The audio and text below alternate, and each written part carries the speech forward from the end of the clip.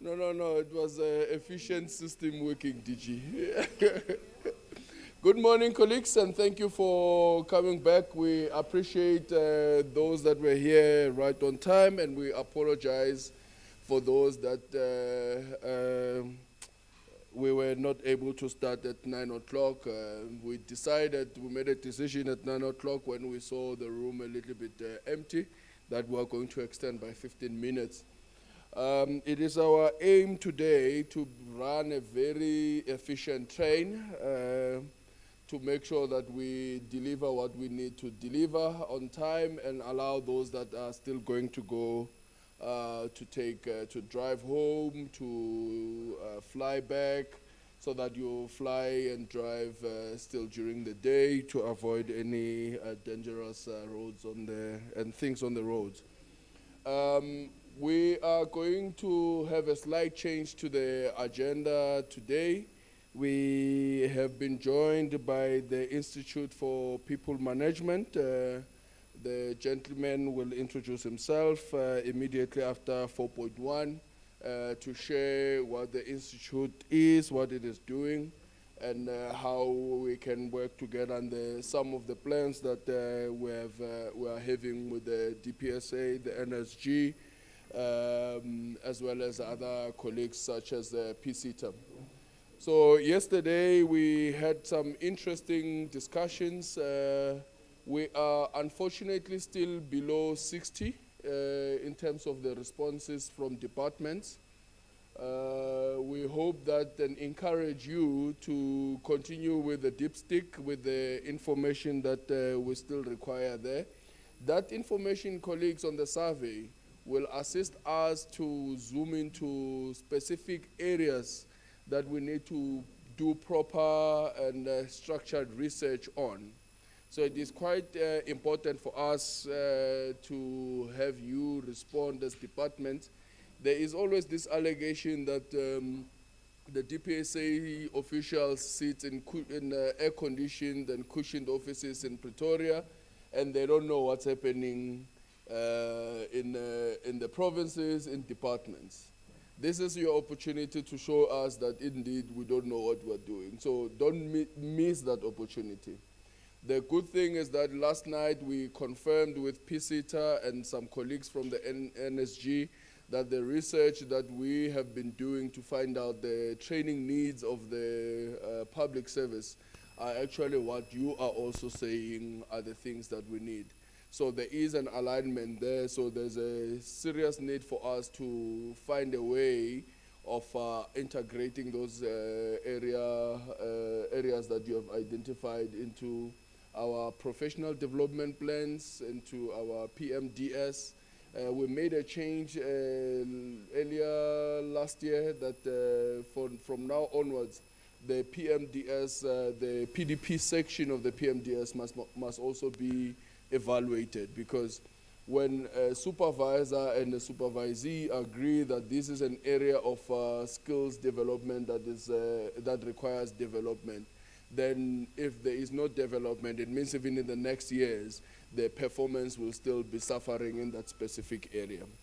There are same rules that we have from yesterday. We respect each other. We allow each other to speak. We listen to each other. We also keep our phones on silent. We also, if you have to have your laptop on, you can, but you need to have it in a way that will allow you to fully participate. And we do encourage that everyone does participate. I would like to invite my dear friend. I have a lot of friends, colleagues. I hope you don't mind. My dear friend Anusha to present the first item, 4.1. And we see there was a request that we need to talk about the Z83. So this is part of that Z83. Alvin, it wasn't you, but you can raise those issues. But we need to make sure that we talk about whatever challenges we have, and how, if you have any proposals to deal with that, let's then deal with those. Welcome, Bafana. We are sorry we started before you arrived. We apologize. My boss?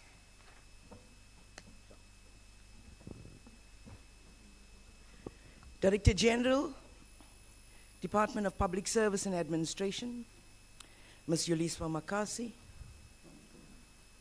my dear colleagues, and the dearest ones online. A very good morning to you.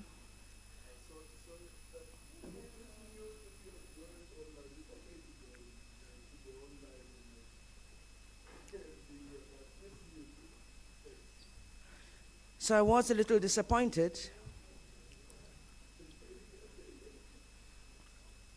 when the program director called me up. I thought by now you all know me, you would have been standing and clapping and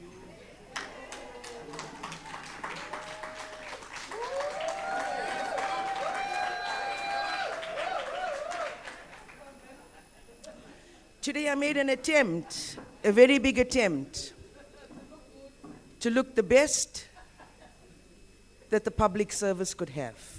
Very often, as I said to you yesterday, as corporate services people, we are known as the commodity. But after COVID-19, they even call HR the comorbidity. So I had to make a very good attempt to look very pretty for you today, so that we just know as corporate services people, we're not only intelligent, but we are rather beautiful. So, colleagues, very expensive outfit, I get paid for that. I'm going to try and bring another side to HR for you today. And I'm going to try to show you that even in HR, we can have fun. So I'm going to start not by going into my topic directly, program director, but to spend 3 minutes motivating you. And like my DG, the next time you listen to me, you may be paying to listen to me. Halala. My dear colleagues, you spoke yesterday about morale and you spoke about culture. That's the order.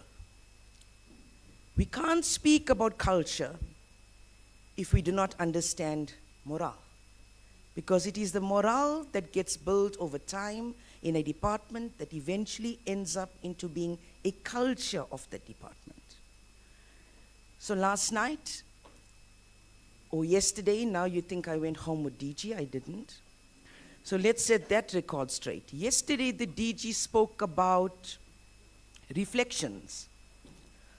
And it is key and critical that I touch on that before we go into this, because I think DPSA, we also do work in the employee health and wellness, and we are starting, ladies and gentlemen, with morale and culture. So let's understand this and understand it well. When DG spoke about reflections, I call it musings. It can be your morning musings, it can be your afternoon. You don't have to spend 2-3 hours, it's 5 to 8 minutes. Can we as HR people, particularly in this room, and corporate services people learn that it starts with me? If your prefrontal cortex and your hypofrontality is disturbed, and that simply put is mental health, and you know how important it is, you as HR people will never be able to manage HR people. So if you want to work in HR, you don't have to be born like me. Make a note. I see a lot of you taking notes. Thank you. So the birthday and the birth giver gave birth on 7th of February. So I'm a baby of love, and everything I do comes with love. I love my people, my subordinates, my seniors, my peers. I love all of you. And if you start with that, it starts with you. I heard people yesterday saying, DG, that the morale in my department is terrible. It's not the morale, it's you, madam. Because that morale, that attitude starts with you. Now, when Anusha screams, Why do you want to raise the decibel? So let's say somebody speaks to you in a harsh manner. You know what you do? You raise the decibels. You want to compete with that person. Let's see who's louder in the room. Do not take another human being's pain. Note it down. Subordinate senior, do not take another human being's pain. The public service does not pay you for pain. They pay you to do the work, colleagues. So when you reflect this evening, or if you want to start your reflection, I'm going to give you a tip. Start your reflection by asking yourself, do I react or do I respond? So when Anusha says, why isn't this done? And I don't do that. I used to in my young days, by the way. And I learned how to be mindful. What do? You want to shout louder than Anusha. What are you doing? You are reacting. What happens 5 minutes later? Your blood pressure shoots up, your heart rates go out, and then you say how terrible the public service is. No! The public service is the best institute. And I've been here for 34 years, and I will do it for 34 years after working 14 hours on minimum a day, including weekends. My most wonderful team, human resources planning, employment management, performance management, and employee health and wellness. We have completed 13,000 tasks as a team last year. You know how we did it? With good attitude. You know how we did it? With health. You know how you keep health in mind? By loving your people. As managers, as HR, don't ever think you are bigger than them. So what do I want you to do in your reflection? When you go and reflect today, ask yourself the question. Do I react? We all got deliverables. We all got deadline. Stop treating your people badly. HR was meant to touch hearts. Was meant to touch the soul of people. If you can't do that, go home. And I do love you. We all got targets to meet. We all got HR planning dates to meet. But if you just do what I'm doing, you will meet those targets, colleagues, I'm guaranteeing you. But you will meet them with love. 34 years, I've never disciplined a single colleague, and I never will. Do you know why? When I discipline a colleague, it's failure on me. I have failed. That is why that individual gives me an attitude. That is why my DG appointed me. Part of my work is to make sure that I treat people as people. So when you're doing your reflections, what do? The incident happens, you react, or you respond. Go home. Think about me this weekend. I dressed pretty for you. I'm married. I always do that. But Valentine's is coming up. You can send me a bunch of flowers. DG, I found specimen number 15, the handsome guy right in the back with the brown shirt, who ran away and didn't answer our question yesterday. We're calling him specimen 15. So specimen 15, you're looking rather dashing today, ne? Between reacting and responding is a time. Wow, wow. I thought you were going to whistle for me. I'm blushing. Ne, I'm turning red here. Oh, handsome. Luckily. Ne. And luckily, I'm not that way orientated. Ne. Colleagues, when you react to something and when you respond to something, it's a broad timeline. If any of your colleagues shout and you try and raise your decibels, you're shooting from here. You don't allow yourself as a human being, as a manager, the time to pause and to reflect. So when somebody ever raises their voice at me, I'm so used to it by now, I go like, oh, this one, cuckoo. You go on, baby. You go on, my love. Go and hurt yourself as much as you want to. Scream and shout as much as you want to, sweetheart. I don't take your pain. You know why? I don't react to it. I give myself an opportunity to think. And by the time you think about it, you sometimes think, mad woman. Or I will deal with it tomorrow through the corrective mechanisms the DG indicated yesterday. But once you raise your voice, that person raises your voice. In my language, we call it tamasha. In English, they call it drama. And Pilani always tells me, aye, chief, drama doesn't walk into your life. You invite it into your life. Why do you do that? So what I've given you now is morale. I've given you culture building in your departments. I said to you, it starts with you. It must end with you. You do not know everything as HR professionals. That is why you have teams. Respect the expertise that they bring. And remember in life, at home, at work, wherever, never take another human being's pain. Why do you want to do that? You've got your own pain, baby. Don't go and take another human being's pain. And there's a huge difference in life between reacting to somebody and regretting it than responding. Quick example before we go on to the important thing of today. A colleague came to me once, very, very frustrated because a teenage son and her had a fight in the morning. And after a teenage son and her had a fight in the morning, instead of pausing and letting that kid do his thing, he's a teenager, his hormones are jumping. Why are yours jumping with him, mama? So let his hormones jump. He's allowed to. Why are you telling him to spray perfume? Because he's going to turn around and tell you, excuse me, you're discriminating. Yeah, because they're intelligent like that. So all you need to say to the lad is, quiet, mama. Come to work, reflect on what he's done. He is raising his voice, you going higher, he is going higher, you. Then on the road, you are doing all funny things, swearing everybody. Why? Because you reacted. Pause. Let him shout. He's a teenager. As you're driving, you reflect, you come to the office, you reflect. When you go in the evening, you calm, you respond. So in this incident, the mother and the son were competing. By the time she got home, he was lying in ICU. He took tablets because he found that his mother never loved him. Ladies and gentlemen, not just at home, but at work. Do not take other people's pain. Government doesn't pay you for that. And never react to something. Always respond. Now I'm going to go into my topic for today. But yeah, ma, you show them. Yeah.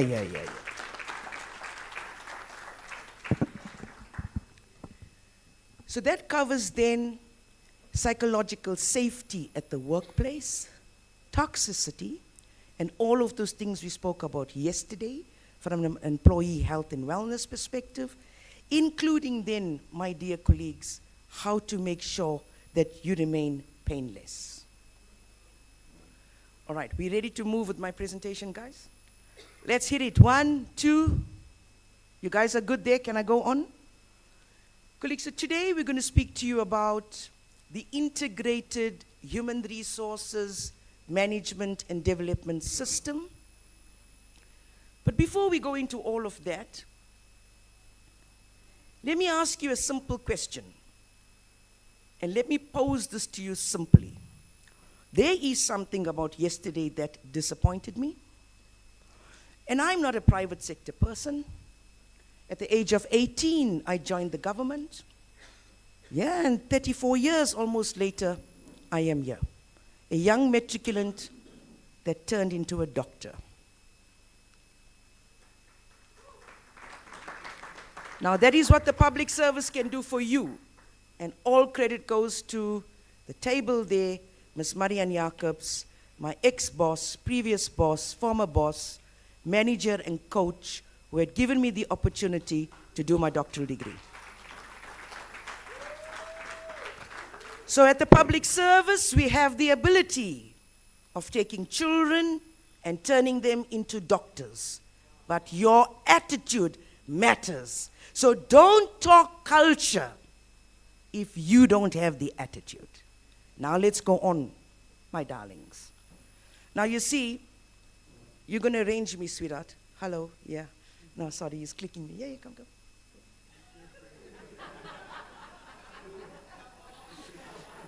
All right, now that he's clicked me, can you get me a roving mic, please? And Nico's going to tell me just now, Anusha, time's up. But I think these are more important things than integrated and integrating things. Now, while we're waiting for that mic, do you know what disappointed me yesterday? And by now you love me. Prof. Halima will tell you, Prof, we need to write about this together. I invite all of you. We've got a doctor here, Dr. Bajnath. We all need to get together as public service and rock it.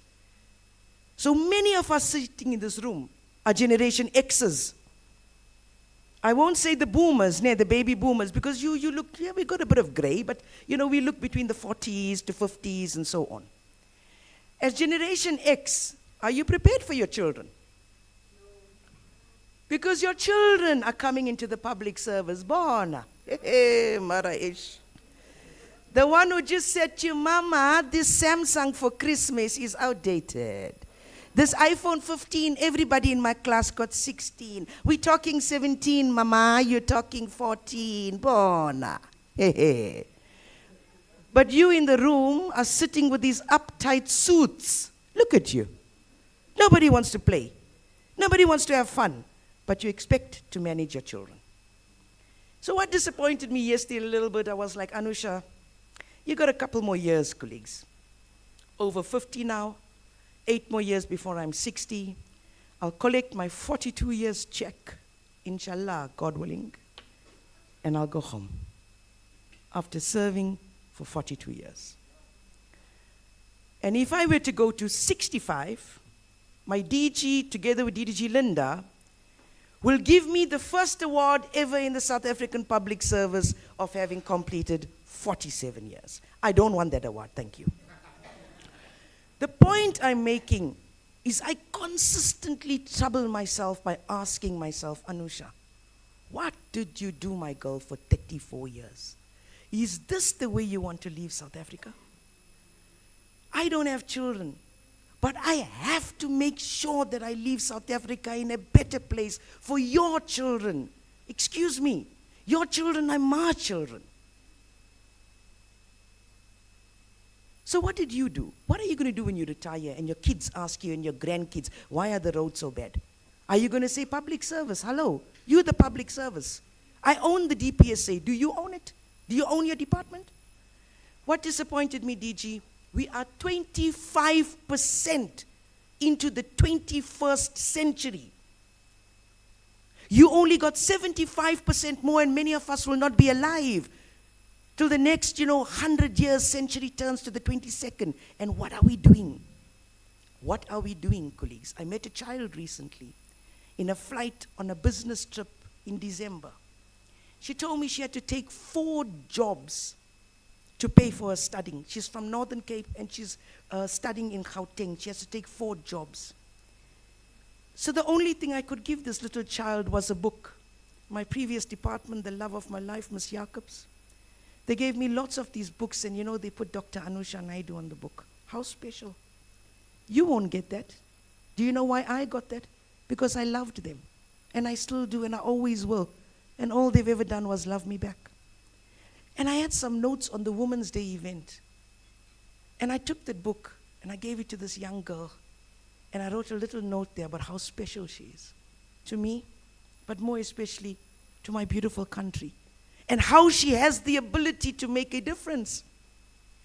And I put a little note and I gave it to her. And when I entered my hotel room that night, I cried. And when my family phoned me in the evening, they wanted to know why I'm down. And I said, Nana, I've never made a difference here. When I started off as 18-year-old child, I had nothing. My father had nothing. I had to work to support my family. 33 years at that point later, our children are still doing the same. We are achieving nothing. Can we re-look at that? Can we reflect on the way DG said we should? So what are we going to do now that we're 25% into the 21st century? We are HR. We don't have to be boring. So this is what we're going to do. What is the most expensive currency, colleagues? I need an answer. Specimen 15 from yesterday, 14, 13, 12. Anybody? Is it the dollar? What is it? What is the most expensive currency in the world? Yeah, okay, some say the pound, some say human resource. The most time, all of it is true. All of it is true. The most expensive currency in your work is information. PASAL is worth trillion and trillion of dollars for its information on 1.2 million public servants. You go to Temu.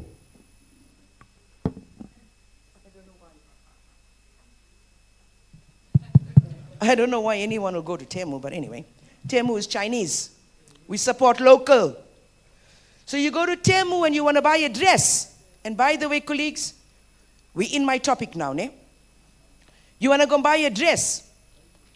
1 hour later, Amazon sends you an email. These are the beautiful pink dresses. Valentine's is coming up.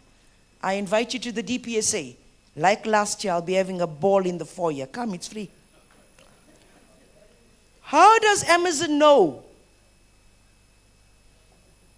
I'm a public servant. Next time you'll pay for me. You're going to pay to listen to my DG song. And I'm encouraging you to do that. How does Amazon know that? Through something called algorithms. Algorithms is not fourth industrial revolution. Do not bluff yourself. Algorithms started a very, very long time ago. Also, don't bluff yourself, colleagues, that we are about to enter the fifth industrial revolution. We are already in the fifth industrial revolution. There will not be a big bang. There will not be an announcement, but we are there.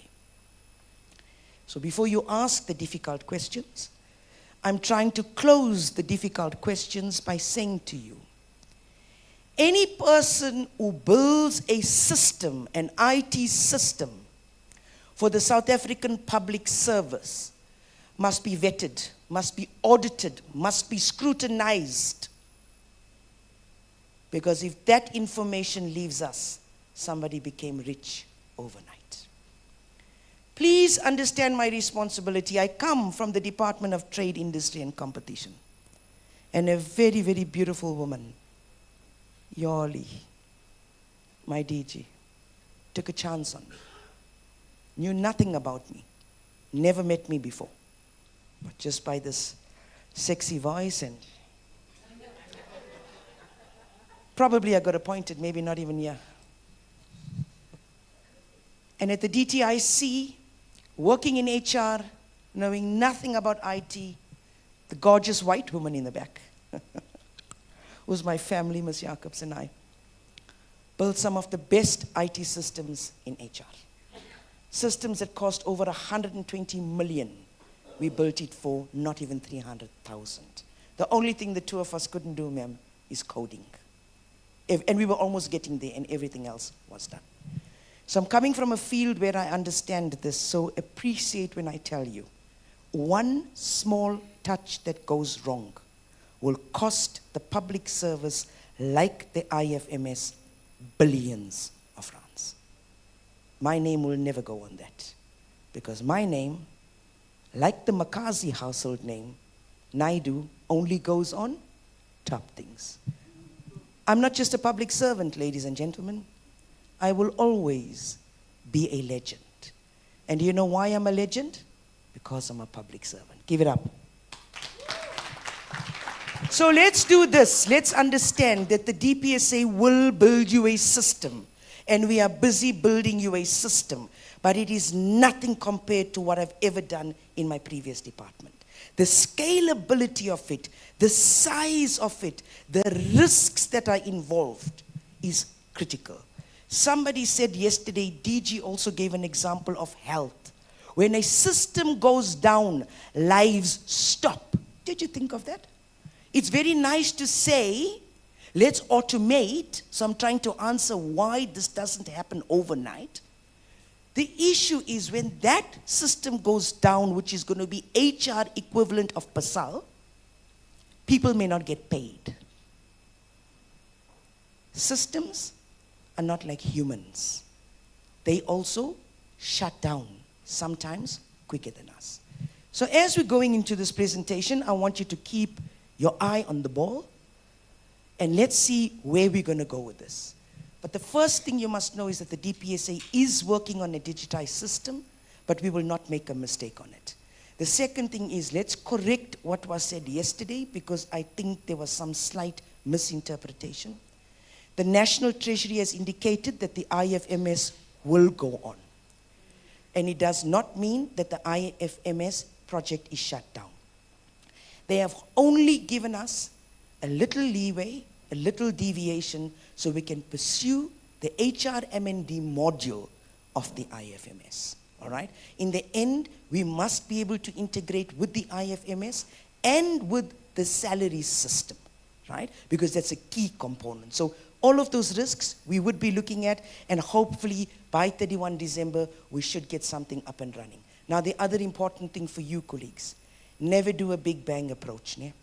In IT, big bang approaches never work. So it's a modular approach, as I said to you, with scalability. I can design you a system tomorrow. The problem is you. Until you learn to implement the system properly, you're going to have dramas. And when you have those dramas, I must be able to hold your hand. And that's the only way systems are built. All right? So there's a lot of work that's going to go in for you as well. I also need to look at system side loading, colleagues. System side loading means, how do I take all of the data and information from PASAL, capture it onto the new system to make sure it is very seamless for you. And. So I've pretty much done the presentation, and I think we have also given you, which is the first part, and we've also given you the notes. I think my boss, Nico, has given you the notes. So we're not going to go into the presentation, into all of the objectives and things like that. I think you know that. You've got the notes as well. You know why we need a digitized system. It's rather outdated, colleagues. 25% into the 21st century. I'm saddened that we don't already have one. So we're vigorously working towards that. Now, my DG has already laid the foundation there, DG Makasi. So we've been quite gifted in that sense, colleagues. We just need to run through it now. So as you can imagine, it was also an issue for Treasury to give us the deviation because of the various legal reasons, as we know. So I think DG has worked tirelessly to help us there, support us there. One thing I do appreciate about DG. It was never a case of pressure on us. Thank you for that, DG. In that way, we avoided many, many risks. So you will get the system, colleagues. Let's talk quickly about the next part of it, which is the Z83, because we've got many speakers for today. And as you know, Anusha can go on speaking. I'm not sure what happened there, but we don't need that.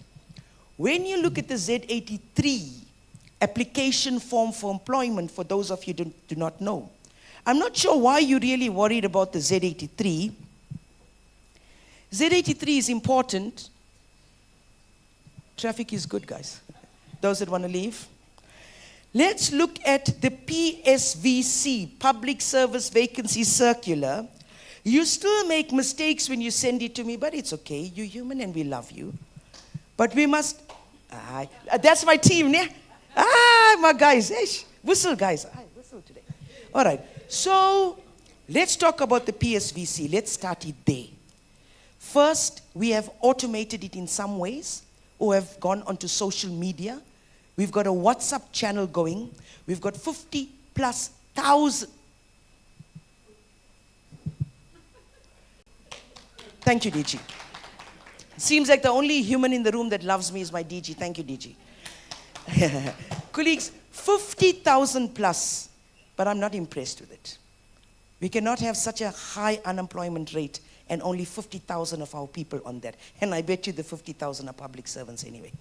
So let's encourage your communities in your provinces, etc. Give them the link, let them go there. It starts from the PSVC. You can have the best of the worst Z83.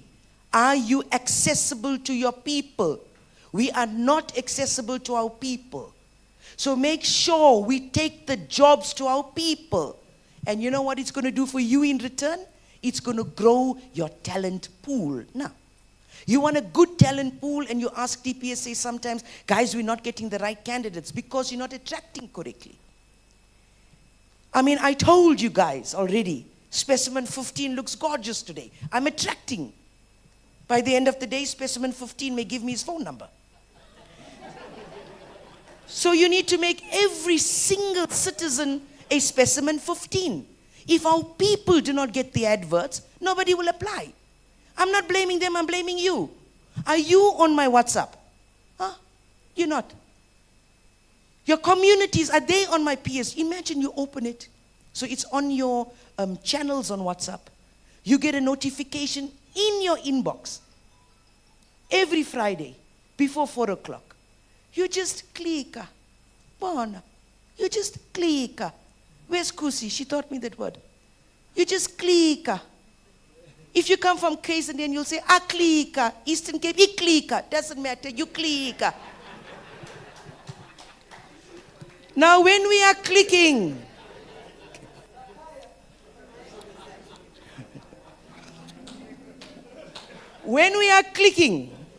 immediately you get the entire PSVC, all of the adverts on your cell phone. You can be lounging, you can be having a beer, whatever you're doing, in your inbox at the drop. That's what we want our matriculants to get, our graduates to get. Please publish that. So now you've got the advert is gone out. People apply through the Z83. So what we're going to do for you before 31 March, guys, we're on this together, before 31 March, we're going to rework some of the form in its current state and send it back while we digitize. And what we're going to do, we're going to make it super modern. I'm going to make it super modern with my team. And I promise you, 31 March, that will be out. And trust me, colleagues, when I give you a date, I stick with my dates. That's why I'm happily married, 23 years. So what's going to happen now, guys, right? We're going to change it up. Before you ask me the questions, a very small biographical, very small. No stories about how many crimes did you commit and whether you went to school here. Not important. Let's try and be smart. It is important, don't get me wrong, but not there, not at that stage. We'll come to that stage quickly. Simple, neat biographical. Then the actual CV part. 2 or 3 pages, Bob's your uncle. Remember, we cut off submitting qualifications. Now we will cut off submitting a CV. We will make it more or less drop down, like the forms you're completing. Tick, tick, tick, tick, tick. First section we're going to say, tell us 5 things as to why you must get this job. Now the panel already knows. Should I take this one or I shouldn't take this one? Obviously, I mean 5 key functional areas between your CV and the job. And guess what?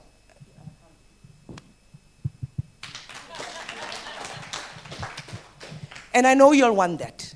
I know you'll want that.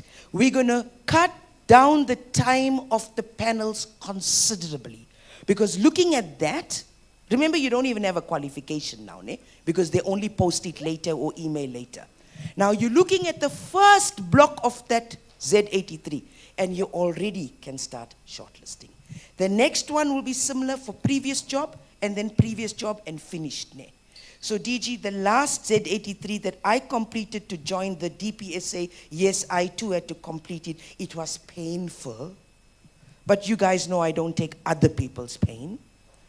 It was so painful, that when I started with the experience, I went like, in 1990, I finished school. In 1991, I started in the public service. 1991, December, I had my first breakup. 92, my first kiss.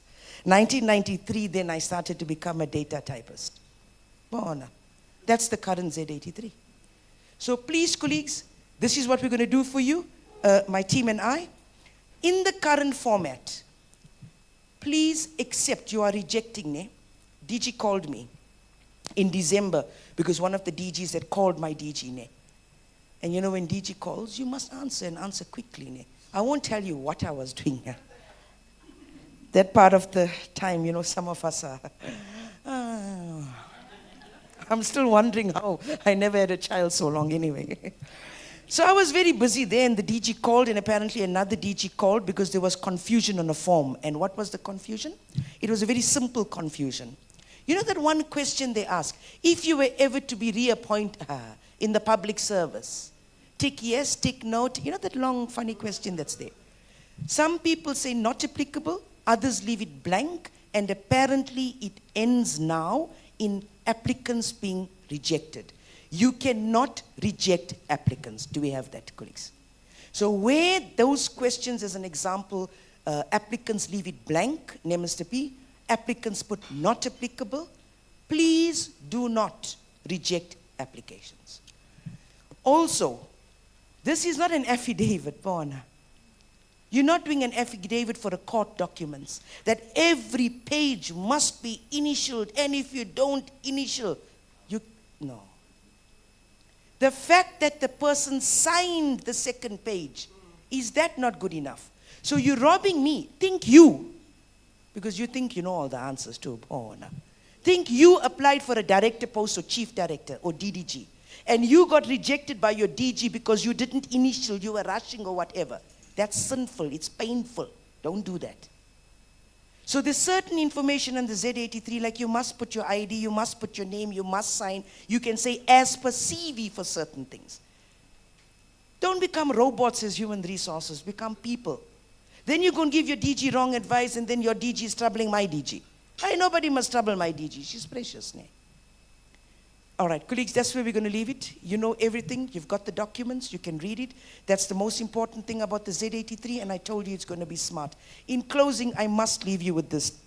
Boss Nico, 2 more minutes, and then I'm done. By the way, this time I didn't use all my 30 minutes, so I got 2 more minutes. We started with employee health and wellness. We're going to end with employee health and wellness because it's very important. Colleagues, if you want to succeed in the HR fraternity, and if you want children after us to be part of HR, I want you to pay particular attention to this. And part of your reflection, remember you're going to reflect now, because you know better now about reacting and responding, and now not to take people's pain. And the third one, do you have a team? Hello? Do you have a team? Not at the office. That's not the team. Do you have a team? Women over 40 and 50, let's be very frank with each other. Let's have a heart-to-heart conversation. Do you have a gynecologist? Your own that you keep going to. Get one on board.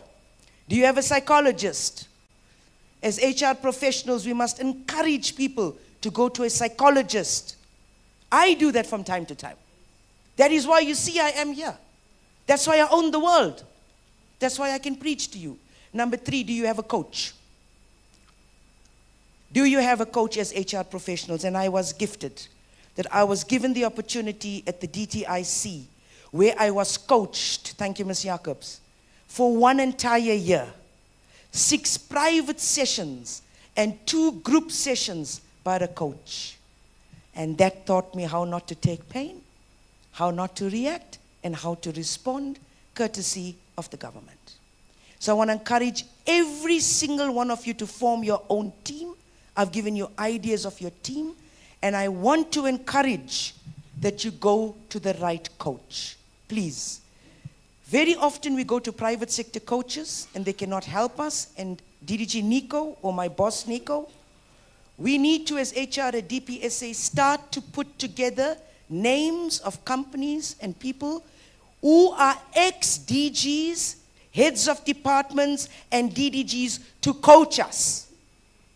We cannot have people coaching us that know nothing about us, because we are special. 1 round. So let's make sure we do that. Thank you. If you don't give her a standing ovation, she won't sit down. Please, please. There we go. Yeah. See, there we go. Oh, man. Now, when we talk about integrated HR, that's what we're talking about, right? We spoke about all the system and everything that has to go with it. I want to do, I asked earlier when we started with the program today that we'll invite Mr. Keza to come and say a few words. These are linked to some of the things that Anusha has been saying. And then after that, we're going to open for a short discussion. I know that most of you actually are very much interested, especially in the second last part that Anusha was referring to. She has brought a whole team that is on the table, and they are ready to answer all your questions. DG, myself, DDG, Madlula, Oscar won't answer anything. That team is very much capable. Let's please clap for Mr. Keza.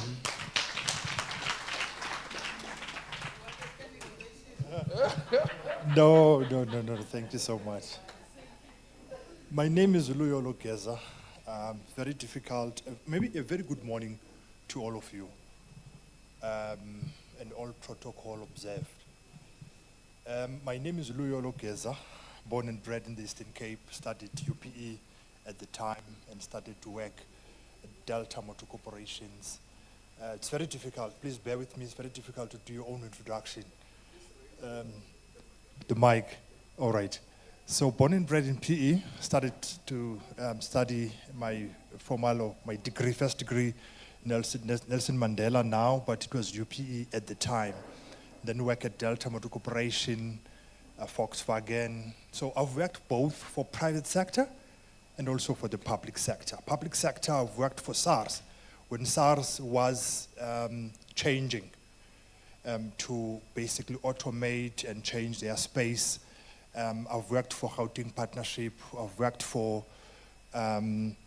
local government, the most volatile, which is Pick It Up, in Johannesburg as a general manager, human resources. Regional Director Africa for DuPont International, responsible for different countries. Currently, I'm the Chief Executive Officer for Institute of People Management. What do we do, IPM?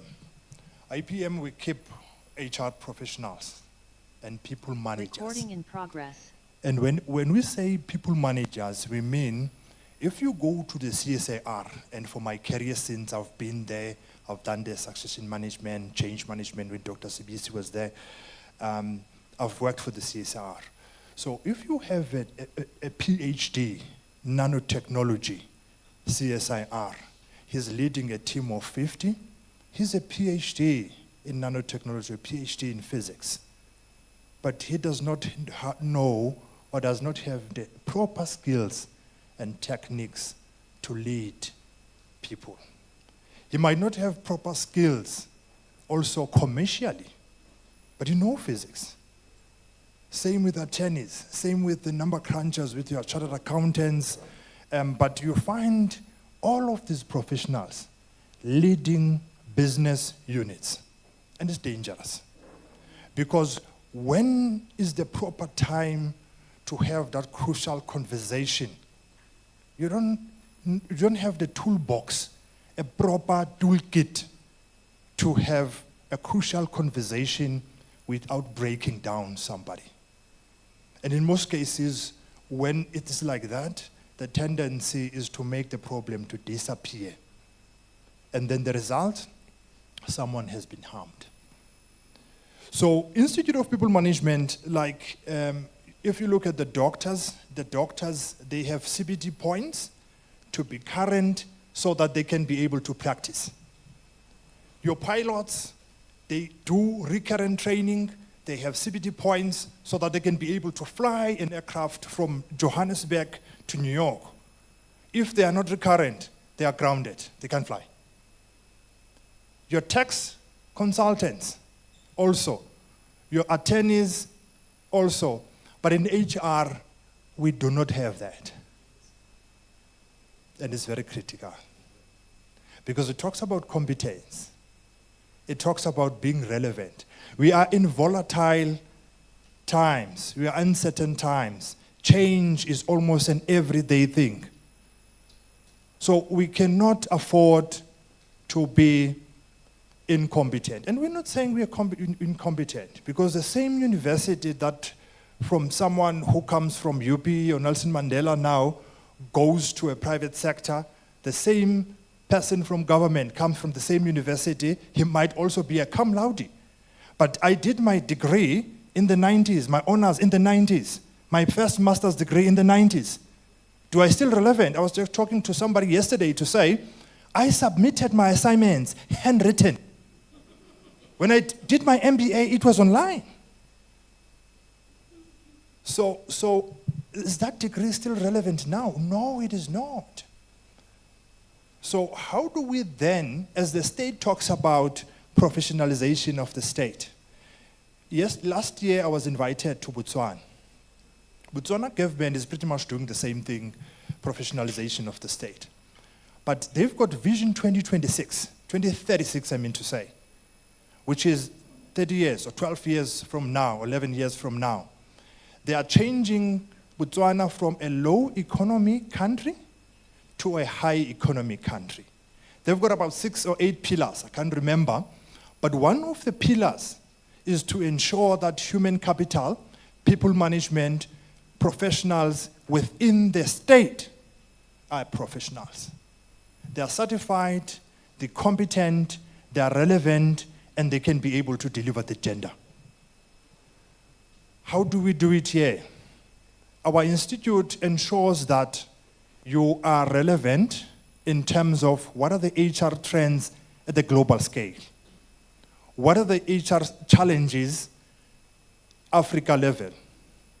And also if we reduce it down into South Africa, and not just South Africa, the public side of things, or public sector, or public services.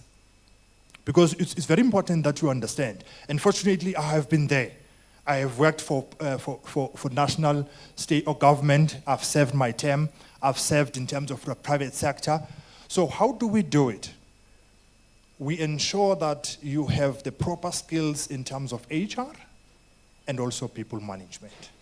Then people management, you're talking about when you have to have your performance management, for example, when you need to have your coaching, which I spoke about coaching now. To say it is very important. If you look at sports people, they've got a trainer, they've got a coach, they've got a nutritionist, they've got somebody that is going to be able to do physiotherapy with them. And they can be able to deliver their goal. What about us? In most cases, often than not, the first degree that I did in 1994 is still relevant today, which is not. So that's the reason why we cannot deliver. That is the reason why, and I'm not talking about the public side of things, I'm talking about everyone who does not keep himself current in terms of right nutrition, right training, and also at the right time. How do we do that as professionals? We ensure that we can be able to digitize recruitment. We lessen the load. We can be able to have proper analytics. We can be able to have proper reports. And those reports, we can be able to mine those reports and find information for internal recruitment and external recruitment. We know when to buy. We know when to borrow. And also we know when to deploy. And we deploy proper, competent people in different spaces. The same is true when we're looking at leadership development. IPM ensures that in terms of your professional designation, you are assessed, and we know whether you're an associate, or you're a fellow, or you're a very senior professional within your space. And then the gaps are identified, and then those gaps, there are interventions that are in place to ensure you acquire necessary competencies. Let's take leadership, heads of corporate service, or heads of HR. Heads of HR, they need to know, for example, leadership. You need to be able to budget. You need to know everything within your space. However, you might not have the right tools. You might not have the right technique. That's where we're coming in to say, let's do an assessment. Let's identify the gaps. Let's know where you are, and then let's put necessary interventions. And I can tell you now, the gaps will never be the same. And then once we understand those gaps, and then obviously the challenge might be budget. The challenge might be time. The challenge might be availability vis-a-vis the demand in terms of you need to do that, you need to do that, you need to do that. As much as there is budget available, as much as there is willingness to do it, but you don't have the time to do it. However, it's still important, equally important, that pilot to fly an aircraft from Johannesburg to New York, he needs to ensure that he is relevant. Why is it not important for HR? And I'm talking as an HR practitioner myself. HR tend to be a poor cousin within any business because we are not relevant. But if we can be able to play with our analytics, our data, and ensure that our communities, they get value in terms of what we're doing. So IPM, in short, I was given 5 minutes. IPM, We are ensuring that all professionals are competent in terms of the HR value chain. And over and above the HR value chain, we ensure that you've got the necessary tools in terms of managing people. And managing people is more than just having a recruitment system, a training and development. But for example, when you need to have that crucial conversation, those discussions, as a leader, how do you handle giving feedback, crucial, constructive feedback or negative feedback? How do you manage that? And in most cases, often than not, we don't look at wellness. And wellness plays a very important part in terms of, if I go corporate side, the bottom line. To be able to justify the existence of any organization, be it you're going to get a capital injection or you're going to make profit, but you need to be able to ensure that your troops are ready for the game. Question that you don't have to answer it. Are your troops ready for the game? Challenges for private sector are no different from the public sector, and public sector in terms of dealing with people. Post-COVID, there are challenges for everyone. How do we manage that? How do we manage somebody who's heading a very, very important project? The person has lost a loved one, the kids are sick, the person during COVID survived, but now he's got one lung, and they've got challenges. How do you manage that performance? Where do that person fit in? So all of these are discussions including the trends, the insight, the proper tools. We run conventions, for example. We run workshops, for example. We run training and development. We do assessment. We partner with both multinational corporations, private sector, local private sector, and public sector to ensure that we provide the necessary techniques, the necessary tools, so that HR, corporate services heads can be able to deliver the agenda. I'll pack it there. I was given 5 minutes to summarize in terms of what are we doing, where are we, and how can we add value from to yourselves. I'll pack it there and say thank you so much, DG, and thank you so much, DDG. Sabulela Mhlekazi. You know, we have been watching TV, and you can sit down. It's okay. Thank you so much. We've been watching TV, and it's not a wise thing to mention that you're from the Eastern Cape these days. And this is not an attack on the DG. So another good thing is that DG just discovered that you are her homeboy. Yeah. You are from New Brighton, right? No, I'm not from New Brighton. Oh, yeah. KwaZakhele, sorry. And New Brighton? Ebesutwini. KwaZakhele. So from PE and the same place? I know we need to investigate this. No, thank you so much, and thanks for honoring the invite. Last year, the Institute of Personnel Management invited the DPSA to present at their convention. And there were some very interesting discussions that were had there.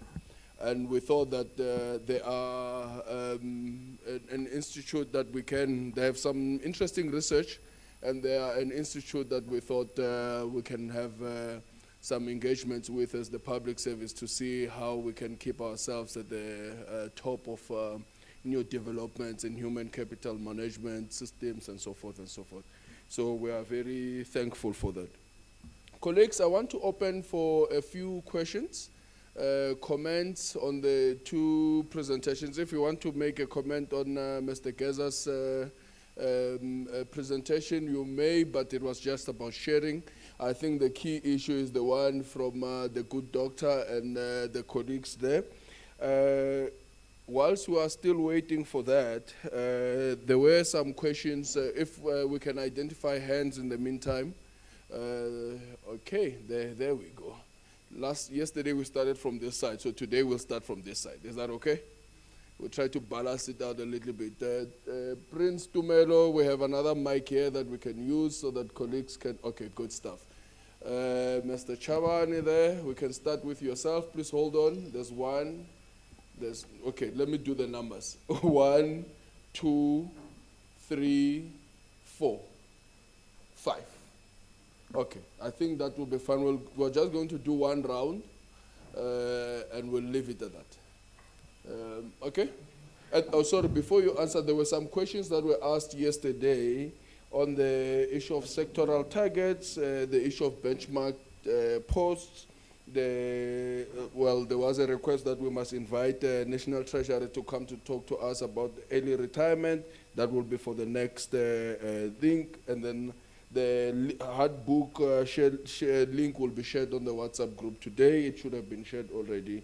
And then again, the issue of how we compare experiences between the private sector, local government, and the public service. Anusha will direct who amongst the colleagues will answer.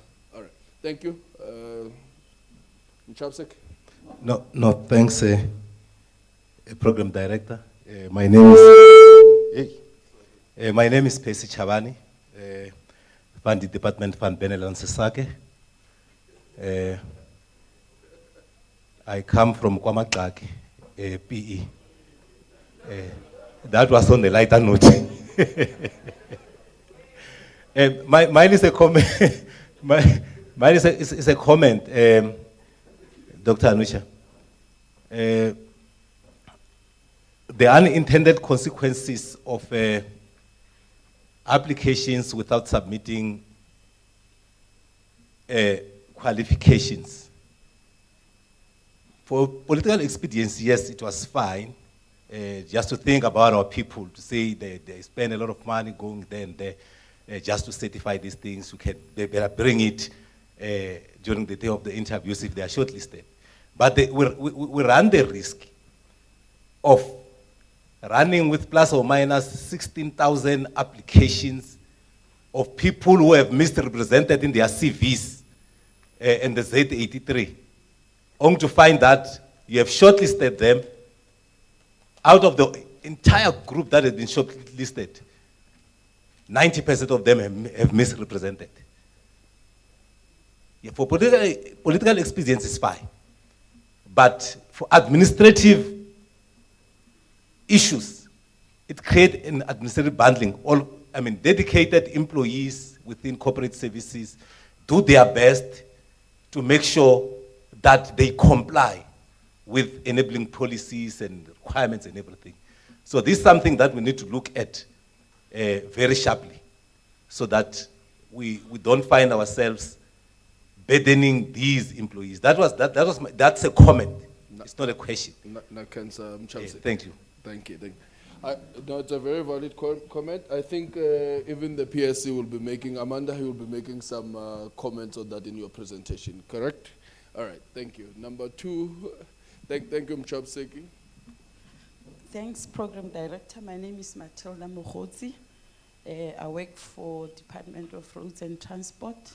In fact, I'm with G Fleet Management, an entity of Gauteng Roads and Transport.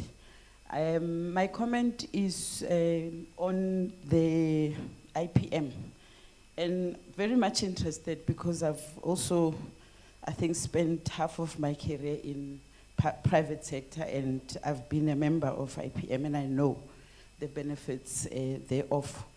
And I think I would like to, in fact, request, because what private is doing is that as an HR business partner, I think some of the criteria, or one of the criteria, is that you have to be a member of IPM, and that it forces you to keep abreast of developments that are happening in HR. But if it's not a criteria, you just, and you apply for an HR business partner or an HR position, and you're not member of, you're not forced. There's nothing that really forces you to stay abreast of anything that happens in HR.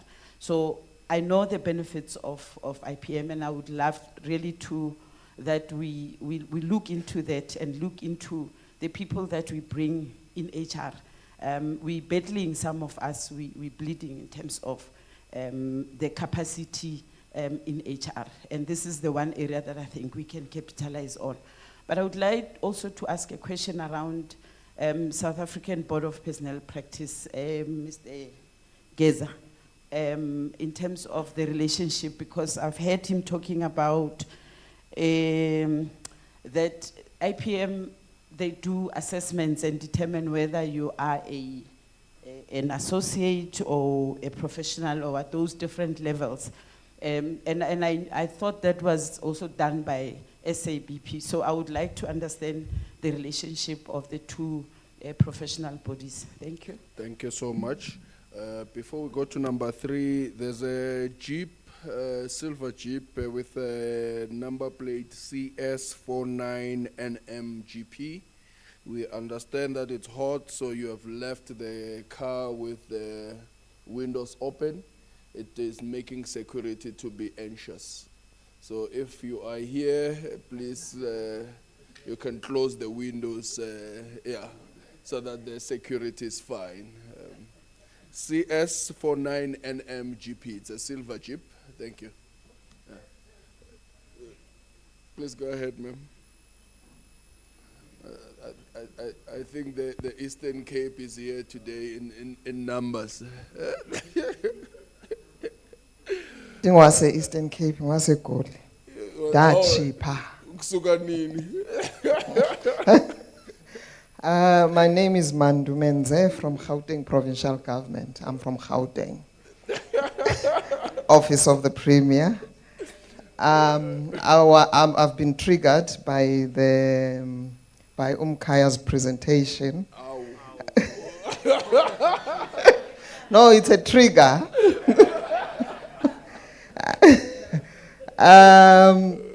Mine is on our readiness as HR on geopolitics. We see wars in the Middle East, and we see a lot of changes, even in internal politics. What is the level of our readiness in terms of HR? We, as government, we are defining our government being a place where citizens can go to.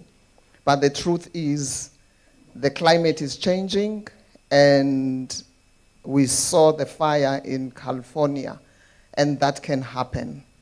And we don't have a hybrid working policy. We did not leverage. We started by leveraging on COVID benefits and systems that we had established after COVID, but we have since abandoned that. So what is our level of preparedness should there be disasters in government generally? Because in Gauteng we battle with closure of facilities. We are obliged to close down facilities because of occupational health and safety. I was told it's not organized labor militancy, it's vigilance. But they are vigilant as to how we are protecting workers. So now and every then we close facilities. The second question or comment is on the maturing workforce. Our workforce is really maturing, and ill health is what you see in society is what you see in the public service. Beyond the depression and stress that is topical trends, we have mental health disorders that we are struggling with as HR, because we're never trained to even identify employees with mental ill health that are complex to manage. You see aggression in the floor, and you somehow think that somebody is not well. But in the manner that people that are of ill health, we are obliged by ethics to support them, though they cause disturbance or they perturb just harmony. We have people that personality disorders So as HR, we are not trained to diagnose, not even to identify. So the workforce is becoming very complex. To that end, the DPSA has proposed occupational health centers, but that then get contradicted by OD principles of mandates and as well as the occupations that are required in the workspace. So it becomes difficult to have centralized occupational health centers to support these colleagues, because the colleagues that are ill, it's institutional memory.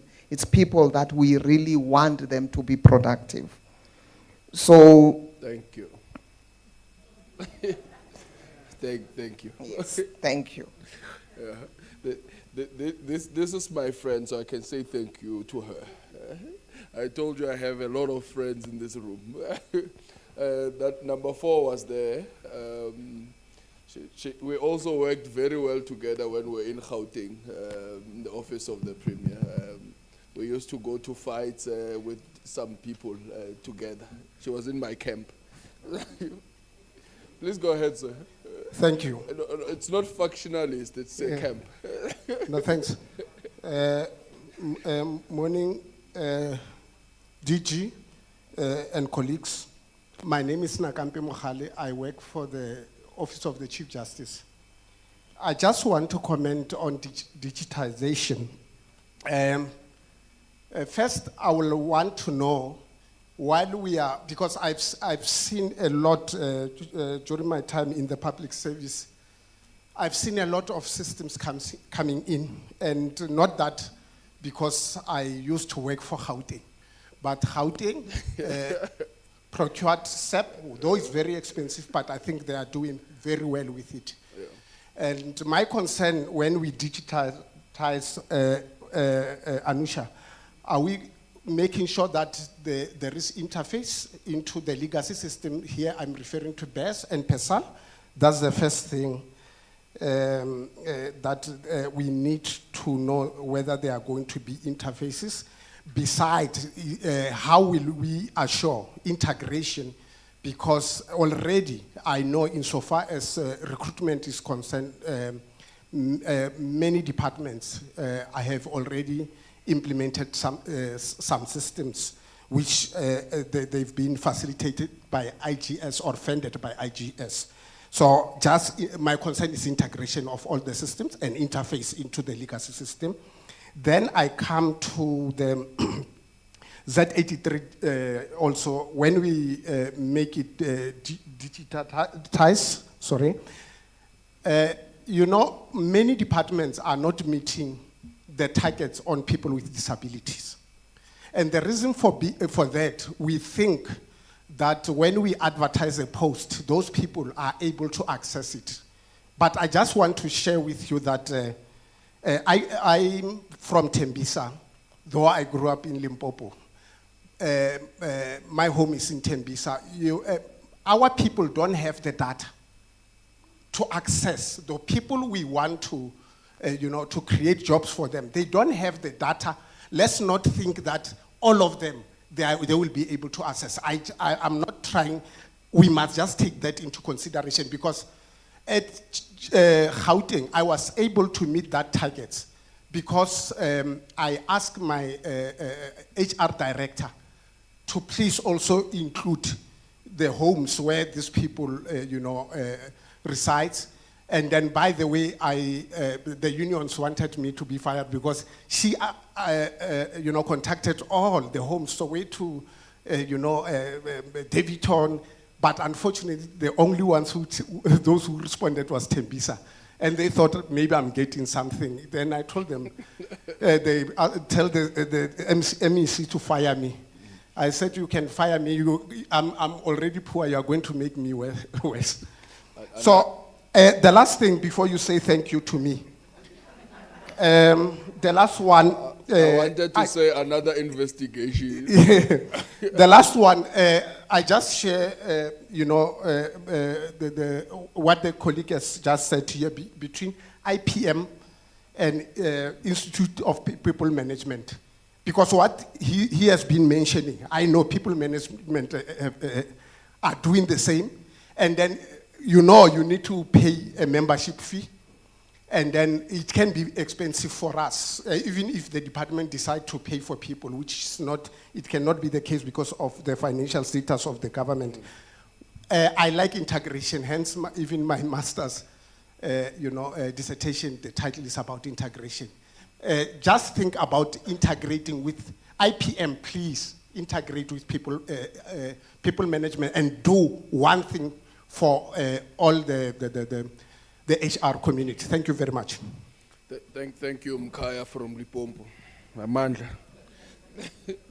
I also want to be featured there somehow. Ma'am, please go ahead. Morning, DG and colleagues. My name is Ntabi Singh Fundakubi. I'm the servant servicing the Department of Water and Sanitation. Water is life. Water is life, sanitation is dignity. My comment is on the example, on the Z83, because I think it's hitting home.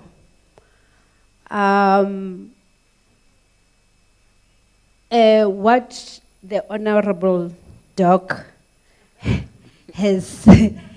was saying, and what I read from the secular, they don't talk to each other. Yes, because it's the secular says, I'm particularly on part F. The secular said it must be answered. It doesn't say there's optional, whether you are a yes or no, or whether you are in the public service, then you don't have to answer. And then that's where the issue is. And then my next step is, for those that have been disqualified because of such, what do we do? Because I've got an example, actually that example is my example. And therefore, I have to disclose, DG, I'm hiding nothing. Some of the applicants who have been disqualified, they understood why they are disqualified when they are being explained. But we've got this one particular one that made a call to the DG. So then, if then the answer is applicants should not be disqualified, what do we do with the rest that have been disqualified? Because the secular, it says it's compulsory, it must be answered. Thank you. And then I just want to sponsor on what my colleague have said, my partner in Kram Shabani there, on the issue of the integration, on the misrepresentation. Perhaps we need to, when the review of the Z83 is done, to cap the issue of misrepresentation, we may need to incorporate other elements like the SAQA, where the qualifications are being misrepresented by the applications. And lastly, perhaps to say, I agree that there should be a partnership between DPSA and IPM. Thank you. Thank you so much. We'll take one comment, very short, 30 seconds, and then we'll come to DG. Thank you so much. Thank you. Good morning, DG. Good morning, colleagues. My name is Susan Matonsi from Limpopo, Office of the Premier. I was actually triggered by my colleague from Gauteng. There's a lot of triggering today. Sorry, but I'll be short to say how ready are we, because we do not have a formal framework in terms of how we respond to disaster in terms of work. In fact, we do have disaster, pockets of disaster as we speak. We have floods, and as we speak, I'm sitting with a letter where I have to respond to organized labor on how their members are supposed to work because they move from one region to the next. And bridges unfortunately collapsed. Roads are flooded. How are they getting to work? They can't go to work. So what then do we do? One other thought-provoking question that one department posed, which I thought I should share with colleagues, is that the PSCBC resolution, is it 4 or 2 of 2024, on special leave, does not cater for witness protection. I stand to be corrected. What happens in a case where in some sectors you are expected to be physically there? A doctor cannot work remotely. The doctor must go see patients. A teacher cannot work remotely, must be physically in class.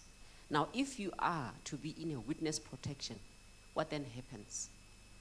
If you're a teacher, normally you have...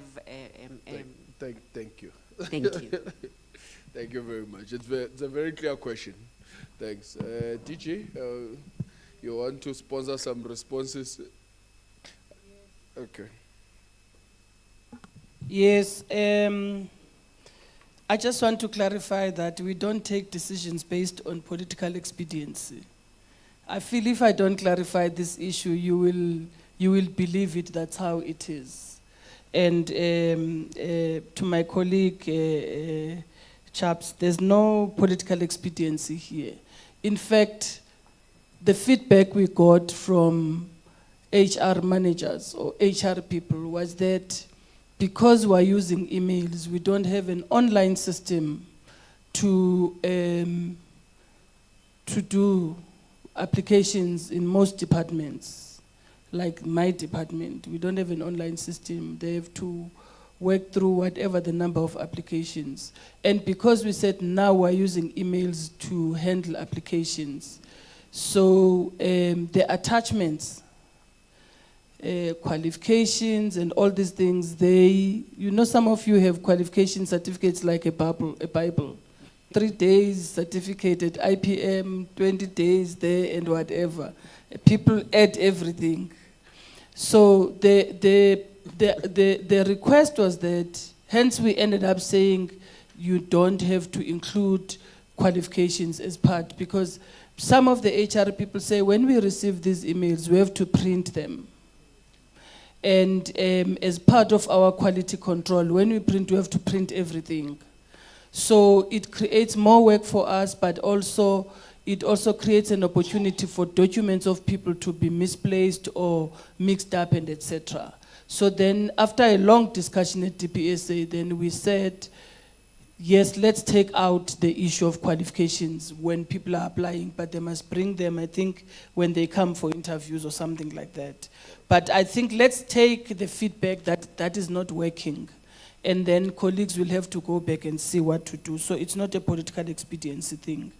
Otherwise, what kind of a public service will we be if we do things based on, we take policy decisions based on political expediency? Then we should not be sitting here and talking about professionalization if we do that. The second issue is around this issue of disqualification of applications. How I resolved this issue with your DG, and I did a communication with them after consulting with my team, and we agree in principle that there's an issue that needs to be fixed there from a communication perspective. The intention was not to enable people to be disqualified. But of course, how the directive is written up, it is creating that impression, and we accept that. So we just have to issue a circular correcting that matter. Perhaps colleagues can prioritize that circular and ensure that we issue it so that you as HR practitioners and heads of corporate services, you have something to rely on. And you know, DDG, unfortunately for those who are affected, who have been affected in the past, I don't think there's much we can do except from a specific date and a certain period. Once the circular is out, then it helps you to do things in line with the intention of the circular. Your other problem is that I think that non-English speakers generally, most of us are non-English speakers, so language is shy at times. And I think even if you've gone to school to train for these things, sometimes a deeper meaning. And when you do a circular, you are looking broadly at the provisions of what you are wanting to say, not those specific things. And I think it's something as DPSA we have to every time I get a circular that says we're correcting a directive that we issued, I kind of cringe because I don't want us to do that. But again, I have to understand, you know, Anusha says understand and love employees. So I have to understand that from a language perspective, we have limitations. Eh? We also have to love them. According to Anusha, but I don't believe in that thing. I say, if you love each other, things are going to work better. But if you don't love each other, you must still work together because you are employed to work there. And don't spend your time trying to love people who are not lovable or who are unlikely. Sometimes people don't even love themselves. So how are you going to turn somebody who doesn't like himself, love himself or herself you know, but you have to try. Don't give up on humanity. That's the message. Don't give up on humanity, basically. Then there was a hybrid remote work issue. We've experienced challenges with a framework on remote work as DPSA. We've done it. We've experienced challenges because our political principals whom we have engaged with have not approved it. So I said to my team, go back and work on a strategy on how you deal with this matter. So that by the time we go to the current minister, I think 2 previous ministers rejected it. And it's not rejection because we have not done the work well. They just don't believe in this issue of public servants working out of office. And also they lead departments, so they see the truancy of public servants at time on the job. And there is this issue again of treating everybody equal. So what do you do about those whose jobs you are not enabled to work from home in some of the jobs that you do? A person who's a cleaner in the department, how are they going to clean from home, for instance? And you've mentioned other professionals or careers like nursing and education and etc. So we kind of reached a cul-de-sac. And I said to the team, go and think about how to get out of this cul-de-sac. But what we have said to the DGs is that DGs or heads of departments are accounting officers. They have full authority as accounting officers to run their departments as delegated by their ministers. So the DGs will have to make a decision, or accounting officers will have to make a decision informed by their context on these issues of remote working. What we do at DPSA is that you have to apply. If you'd like to do remote working, you'll have to apply and you have to give reasons.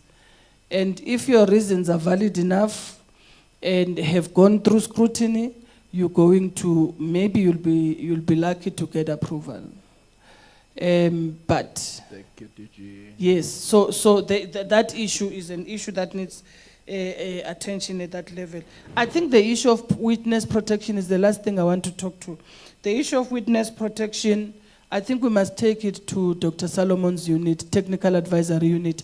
I know they've done guidelines on whistleblowing, and it also includes issues around witness protection. So you just have to look at those guidelines. If that gap is still there, we have to find a way to close it. Thank you. Thank you, DG. Oh, okay. You have a fan base. Oh, I think he was recruited by Anusha. So to call people handsome works. Mr. Keza, I think you can respond. Please be brief. I think they're asking that you stand there for Mic the check. camera. Yes, yeah. Understand. Oh, sorry, did not get that. Sorry, yeah. No, thank you so much for the question, and also thank you so much for the support. The benefits are great if you join the Institute of People Management, because you'll stay current in terms of the trends, the global trends, and also the competency in terms of your space, meaning that you will have the necessary tools, the techniques to hit the ground running in your space and professional. You can be able to also to coach and mentor within your space. If I come to the relationship between IPM, SABBP, and CHRO, IPM was founded in 1945. This year marks 80th birthday or anniversary of the institute.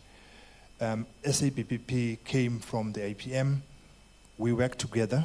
They have created the standards. We have supported the standards. We're introducing now, if you've attended our annual convention, which is our flagship, November 2024 in Sun City, we introduced, I think, Dr. Pat Smythe, which we're working closely with him. He introduced, we work together in terms of putting global standards. And I'll tell you why. This is the reason why we're putting global standards. It's because of, if you look at World Economic Forum, South Africa is rated 137 in terms of labor relations, labor standards. That is the political side of human resources. Whatever happens, if something breaks in HR processes or programs, it goes to ER to be sorted out. If we are 137, it means we're very poor. We need to up our game. So we are looking at global standards so that we can be able to professionalize not just the state, everyone else within people management practices. CHRO, we've got also a close relationship with them. We support each other in terms of they are focusing on the chief HR officers, chief people officers. So we're working together pretty much like your financial professional institutes. The number of those, and there might be a slight relationship. So we are working close with Kolani. Maria's actually were here in UNISA. I've served on the UNISA Talent Advisory Board. We were here when they were putting the standards. So we supported SABBP. You can still support them, but if you so wish also, please do support us. Thank you so much. I'm not sure whether I've covered everything, the question that you've answered, but thank you so much for the questions. Thank you. Mr. Keza is still around, so we'll engage with him during tea and lunch. Dr. Anusha, I want to be very strict with time. So please manage it that side, on all the responses that must be done from that table. Thank you. Now, you know I have to, unfortunately. You see now, they're loving each other instead of loving all of us. Yeah. Where's the mic? I had given you a mic. All right, thank you.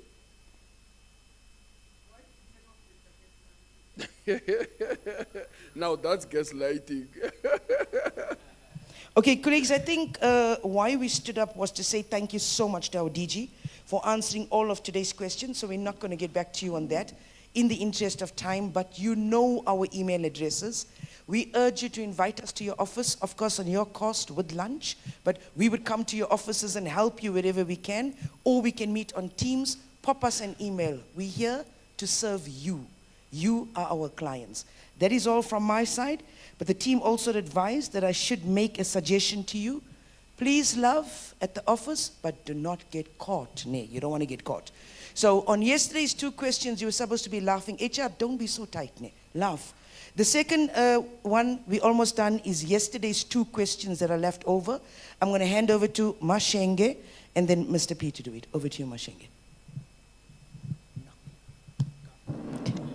Good morning, colleagues. My name is Zandile Butilezi from DPSA Employment Management. Okay.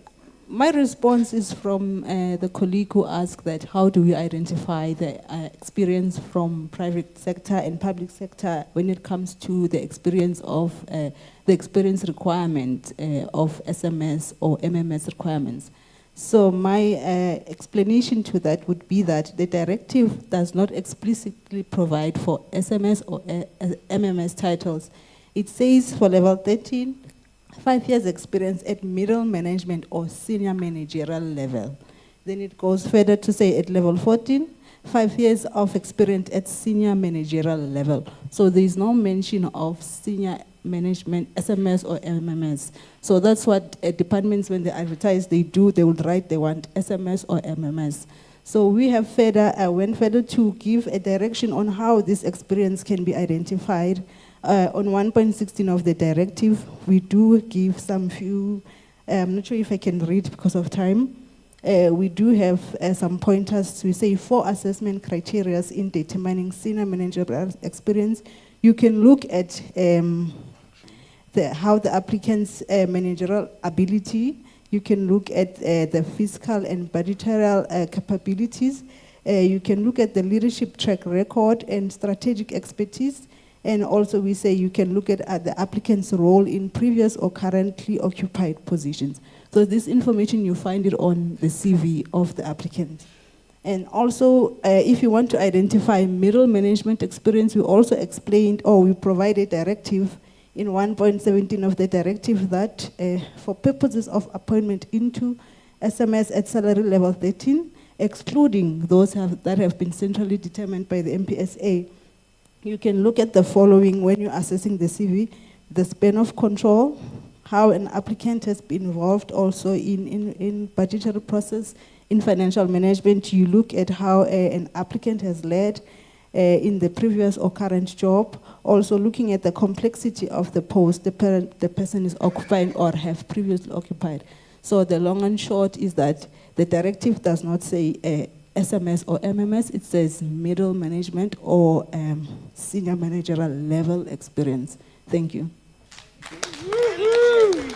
So just to add on that, we're not saying senior management service experience or middle management service experience, but middle management experience. So that we don't close ourselves into our own ways of keeping everyone out and making ourselves. Anyway, continue. Thank you very much. I think we appreciate the leadership that we are having.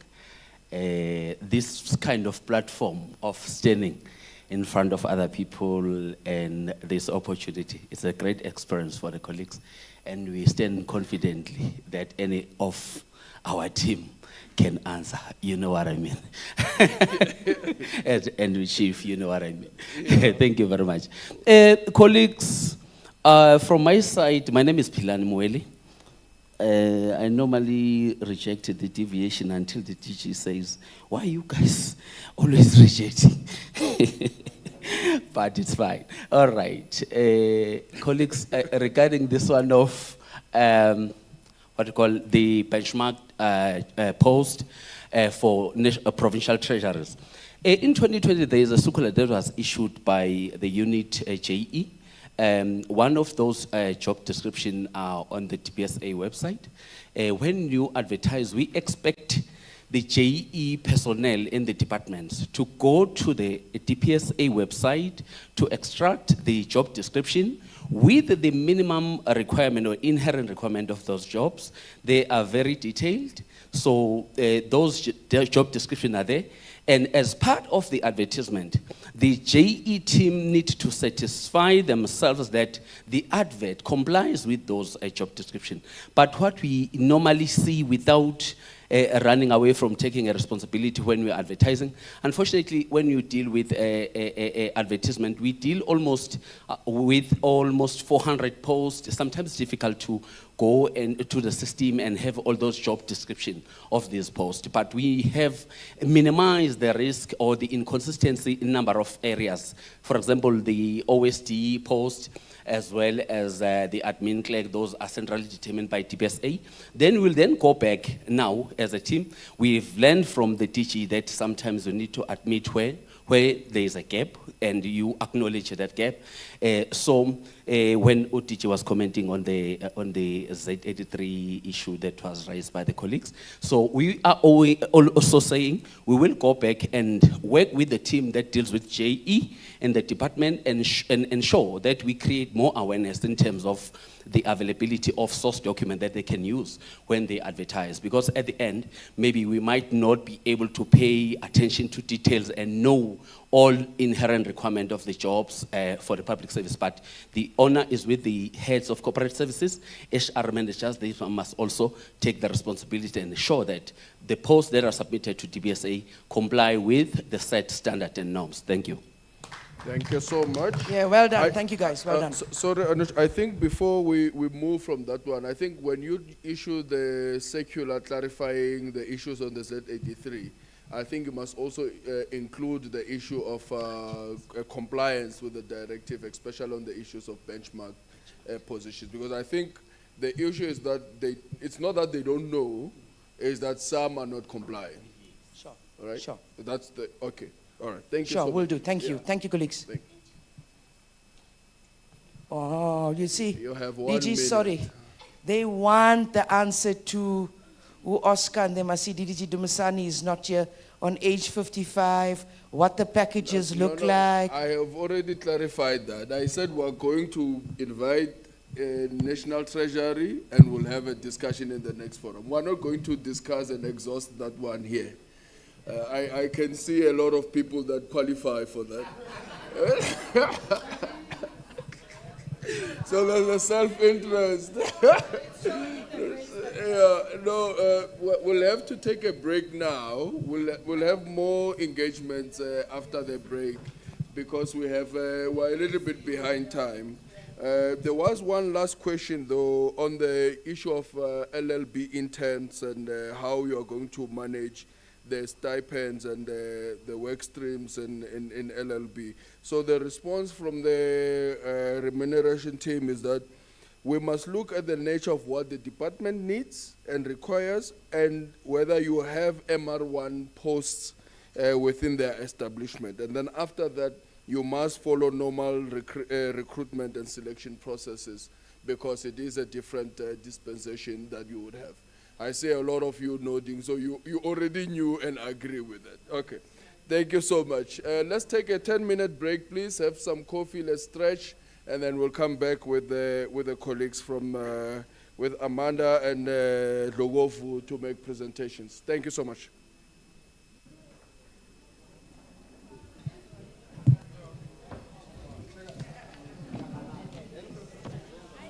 I'm so sorry, we're so behind.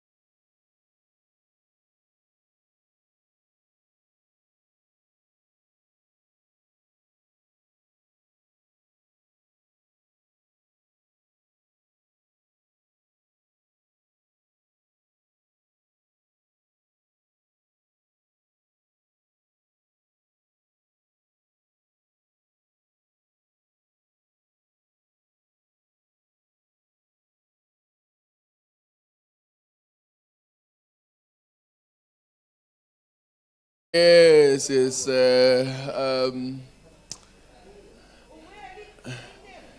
Pilani, Neapila Pilani. I know, go. Buitumelo, hello, how are you? I missed you today, Buitumelo. You know, I always miss you when I don't see you. Madlula, are you okay? The tea is fine? That's good, that's good, that's good. Thank you so much, colleagues. We are back. We're a little bit behind time, so we'll go straight to the next presentation. We have the Public Service Commission with us. I don't know if DDG Sidibe online will want to say something, but I'll check with her. Maybe she can speak after you have made the presentation. We have our colleague, Ms. Amanda Kelengeshe. She'll be presenting two presentations. One is the ethics in recruitment and selection processes in the public service. And another is another research project called the Emerging HR Management Trends and Priorities. And then immediately after that, we're going to have Usfiso Ngema presenting on the effectiveness of continuous employee development capacity and service delivery in the public service. I'm going to ask them to present all three presentations at once. So I request that you please take comments and notes, and the presentations have been shared on the updated link that has been shared on the WhatsApp, and we'll be able to have more discussions if we do that. Madam, please come through. Please clap for her like you clap for Anusha. I know it's not Anusha. Unfortunately, they won't give you a standing ovation, but only after you finish. Where do I? So sorry. Okay, left or right? Go forward. Oh. You can look at that. Okay. All right. Thank you so much. Welcome. Okay. Thank you, Program Director. To the Director General of DPSA, good morning, ma'am. To the DDGs and the guests from the Institute of People Management, good morning, and the colleagues at large. You've heard my name is Amanda Kelengeshe. I am from the Public Service Commission. I am going to take you through the two presentations back to back quickly. These presentations are informed by the work of the PSC, the research work that the PSC does, the investigation work that the PSC does, and the M&E work, and the strategic engagements that the PSC embark on. We will take questions after the third presentation. Just to say that, Dr. Anusha, thank you for your opening comments. They really talked to me. Colleagues, I don't have the energy of Dr. Anusha, but I was just sitting there and I was listening to the questions that were being posed. And there was a colleague that said that the people in Tembisa have no data to get to the online Z83 and so on and so on. And I thought to myself that in the province of the DG, the Eastern Cape, we see it in the social media when they sing that Uramaphosa uyamthanda uMahlalela, uvela mniki 350, uvela mniki 350, uvela mniki 350.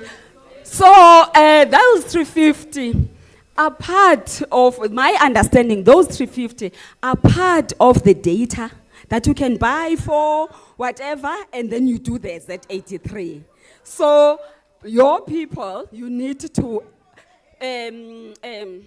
them. Let me put that way. You need to tell them. And the other place that you can share with them is the Department of Employment and Labor.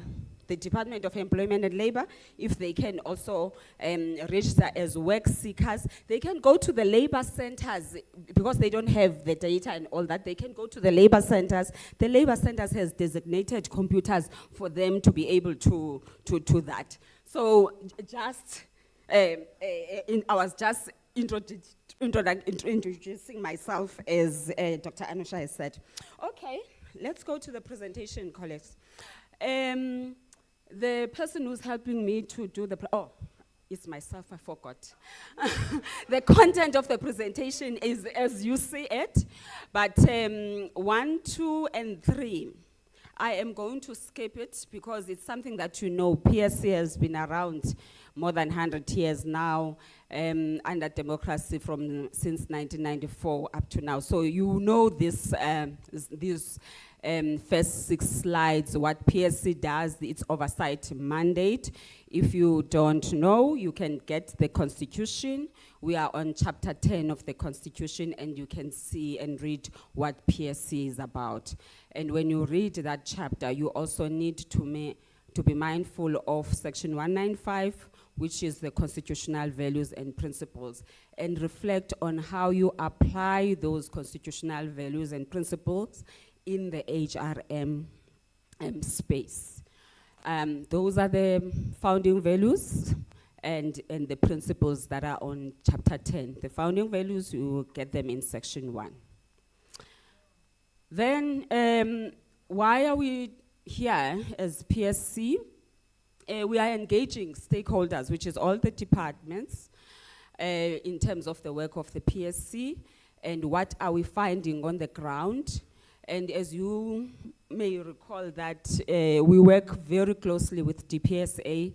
Anything and everything that we find on the ground through our work, we then share with DPSA. That's why you see them, they always reviewing their policies, their frameworks, they are doing directives and circulars, and they are also doing workshops in other areas. It's because of the things that you would have shared with PSC, the challenges that you are finding at implementation phase. Then when we do our work and get those, then we pass them over to DPSA to do something about them. They review the policy, or they develop a policy if there is no policy. So that's the work of the PSC. We went to do the ethics in RNS processes in the public service, because in the past we used to do the compliance issues, and we found that, okay, fine, compliance departments are complying, but we still have problems in the ethics in RNS. You might recall even the PSC was challenged with ethics at some point. So then the question that was there as to what is happening. And when we look, all the prescripts have been followed, but it's the ethics. Dr. Anush talked about morals. So it also links to those issues of morals and so on. We have also a presentation on the emerging trends and priorities in the HRM. We didn't do a research, we didn't do the data collection from the departments, which is your primary data source, but we were looking at, we did a telescope, we were looking at institutions that are operating in the space of HR, and looking at what are the trends and the priorities that as the HRM community we need to understand and reflect on, and also merge it with what the DPSA policy is saying. So it is against this background that we are doing this engagement. The first thing that we must understand in terms of the ethics in RNS, there is legislative authority. We've got our constitution that talks to the high standard of professional ethics. We've got the public service regulations, those regulations. I'm talking to the converted in terms of prescripts, so I'm not going to bore you, you know it. If you have forgotten it, you will check it in that presentation at your own time. So those are the prescripts that guide us on how we conduct ourselves when we are in the process of recruitment and selection. More importantly is you need to recuse yourself, and you know when to recuse yourself. Those prescripts are clear as to when you recuse yourself. Of course, there is also a test that you need to do as a person who sits in the processes of RNS. And that test is very important because it influences your thinking, it influences your actions, and it influences the decision that you are going to make. Whatever that you do in the RNS process is very litigious. the side that deals with investigation, it deals a lot with irregular appointments. People are not shortlisted. I know that there was a comment that Dr. Anusha said that when a person has signed in the last page, then even if it didn't initial on the first page, something like that, it's acceptable and so on. Those little things where it's left to people, they create complaints, they create grievances. You need to have a form, and all items in that form, if you want them, if they are essential, they must be completed. They mustn't be, it mustn't depend on the panel or on the person, because those things, they are the ones that causes grievances in departments. So if we don't want to, if those initials are not important, let that form not have initials. Period. Because what happens that we are human beings. It's going to be a form of Dr. Mangmang, and then there's no initial, we accept it because we are applying that rule. It's going to be a form of Amanda, and then Amanda is not wanted, then we are going to force that we want to see that signature. So you safeguard yourself when you put things that you want. So that's what we are handling. So is it legal what you are doing when you are in those processes? Is it fair? Does it hurt anyone what you are doing? So you need to reflect in those questions that we have put when you are going to sit in those processes. You can see the questions. I don't need to go down on them. The presentation, you have it. But what is important that we must always remember is that in law, a man is guilty when he violates the rights of another. In ethics, he is guilty if he only thinks of doing so. So you don't need to do that, but just the thought. So you need to remember that. In the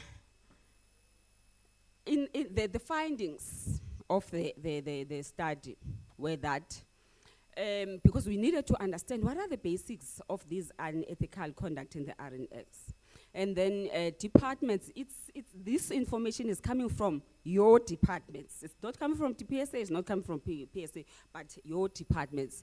There's an abuse of power in the process by senior managers, which is people that sits in those processes.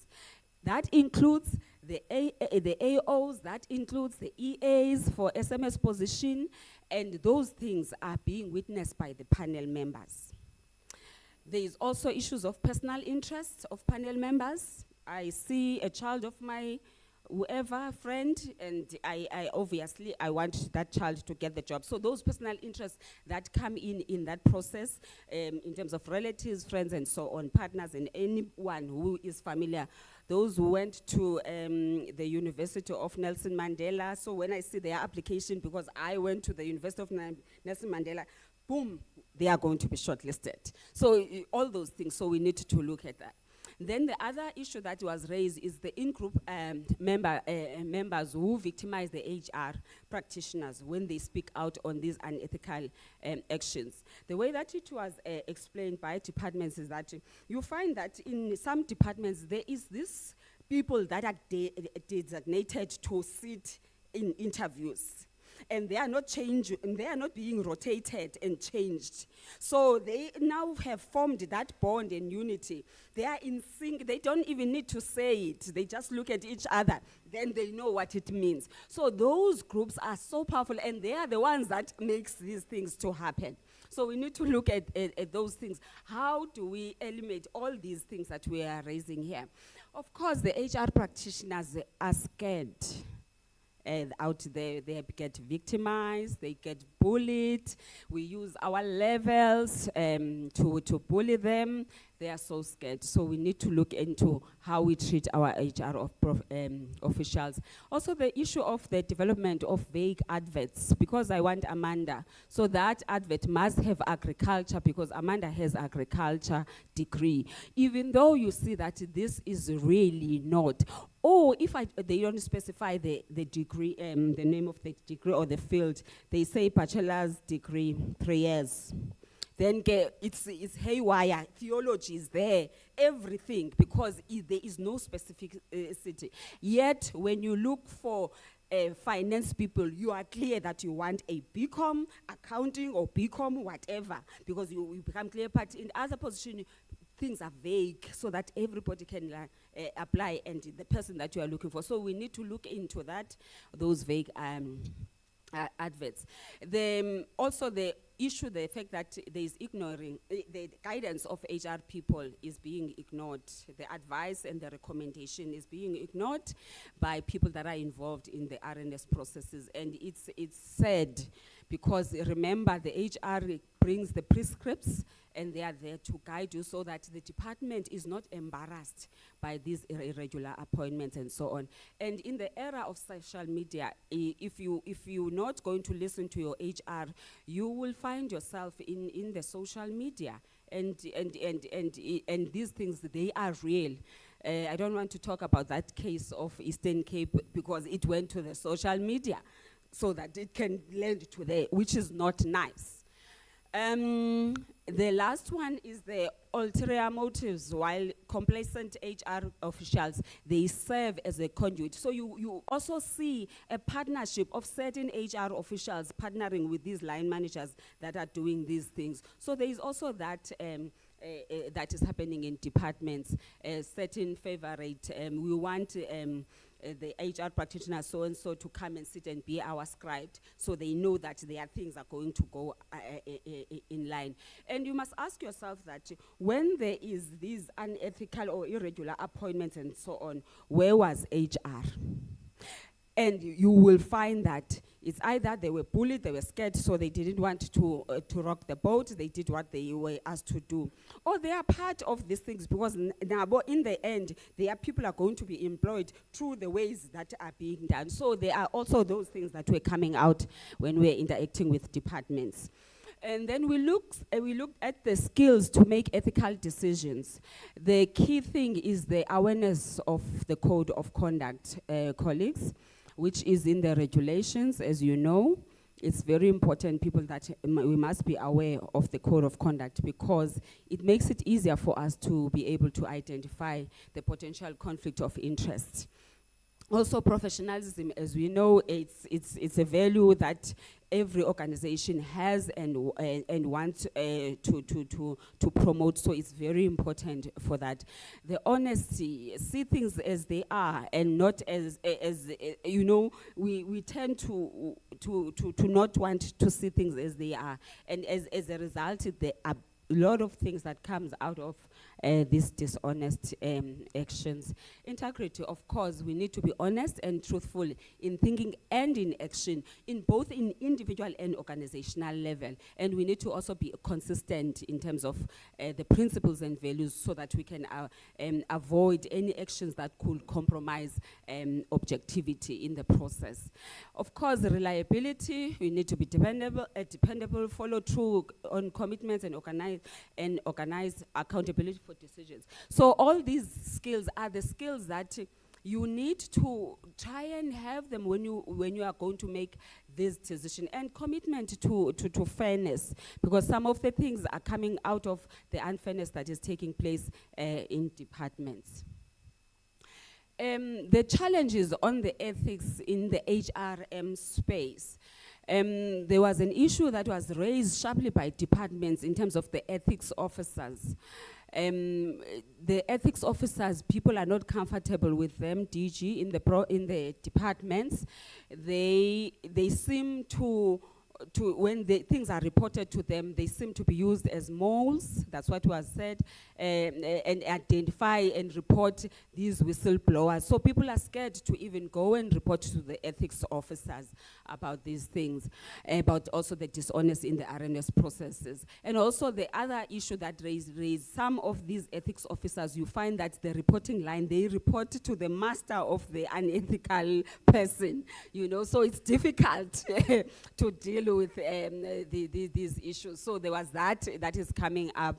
And also, of course, everything deals with our moral. Then staff will have a low staff morale when these things are happening. And also the inadequate training ethics training that is focusing on the R&S processes, because most of the time these ethics trainings, we always think about supply chain, we always think about finance, but we never put ourselves in the HRM space. There's a lot of unethical things that even happen in the training and development side of HR, even in the PMDS and of HR, even in the discipline management of HR, there is issues of ethics even there. So we need to begin to say that how do we make sure people are sensitized in terms of ethics in the whole value chain of HR.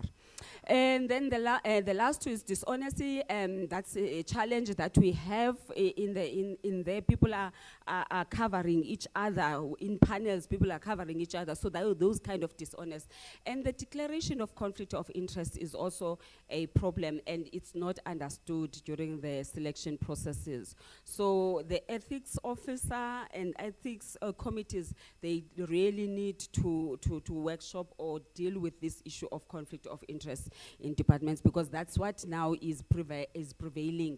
The rules are being followed. We tick all the boxes in terms of the prescripts, but now we have this moral and ethical issues.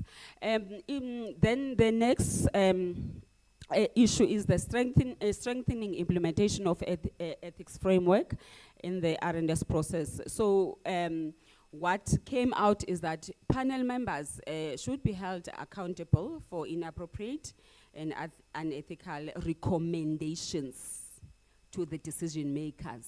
So if you give inappropriate recommendations to DG, she must do something about you, because you are advising, you are recommending to her, she has to approve. So if there is something amiss about that, you need to answer as a panel member. Consequence management need to be implemented where it's applicable. You would know in terms of your cases in your department. And AG to investigate the financial implications of unethical R&S practices and propose remedial actions, because there are financial implications in all these unethical issues in the R&S space. Because if a person is appointed irregular, and it's found that it was also a conflict of interest that made that appointment to be irregular, remember that person has been paid salary and everything else. So you need to look into those things. In conclusion, these practices, unethical practices, they contribute negatively, of course, towards the effectiveness of the department. And there is a complex relationship between non-compliance with prescripts, unethical practices, and positional power in departments. So we need to be able to manage these complex relationships in departments. And we must also remember that the decision to appoint a person is a human resource decision, which is your capacity and capability, and it's economical or economic, so which means your salary and your benefits, and it's legal because we need to do regulatory compliance, and ethical, which is the values fit or alignment to the values of the organization. So we need to think about these things when we are in this process. And also we need to, we need people that are willing and committed to do the right thing when the prescripts are unclear. And even when no one is looking. So you need to have that. In terms of the recommendations of this, in this presentation, departments need to conduct the in-depth awareness and training on HR for HR practitioners and panel members in terms of the ethics in this process. Also, we need to have exemplary ethical leadership from the executive, administrative leaders, and so on. Everybody, we need to have that ethical leadership. And the last thing is that all of us, we know that NSG has a compulsory online free training on ethics in the public service module. So we encourage you to encourage your people to do that training. I understand that I think DPSA and NSG had a directive that was saying that people must do these trainings, especially you need to also do that. Your HR units mustn't forget about that. That is my first presentation on the ethics in HR. I'm going to go through quickly to the emerging trends, HR priorities for 2024. Our financial year is ending end of March 2024, so this presentation is still applicable. I know that there are new priorities for 2025, but there isn't much change in terms of those priorities with the 2024 one, but we will share them in a later stage when we have looked at the data and do a presentation to share with the team. As we all know that globalization, with globalization processes and the transition to the informational age, departments, we need to adjust to this technological advancement. And also, of course, we need to evolve in terms of people management to deal with the challenges of agility. And also, there are new demands that move the HR beyond the traditional scope, and HR priorities that departments need to reflect on in order to adapt their processes. I think if you are a member to the IPM, you will be able to know what is the latest in the HR and so on. So it's important for you colleagues to join. Issues that are moving HR beyond your traditional scope of paper, leave capturing, and all those things is now the issue of hybrid work productivity.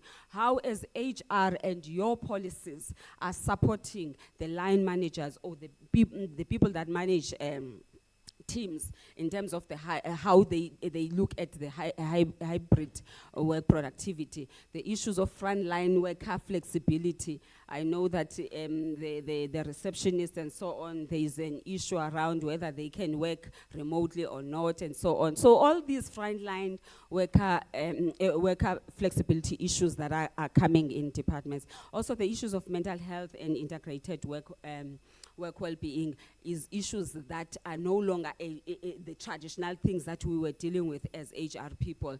Also now we've got a digital workplace, so you can work in the Cape Town mountain, or you can work wherever you are. So there is also that digital workspace that allows you to be very remotely and so on. There's also office work design, those that are required to be in the office. Perhaps they need a colorful walls so that they can be creative and come up with good directives and so on. So those are talking to how the layout of the offices is and how that layout is supporting you to be productive.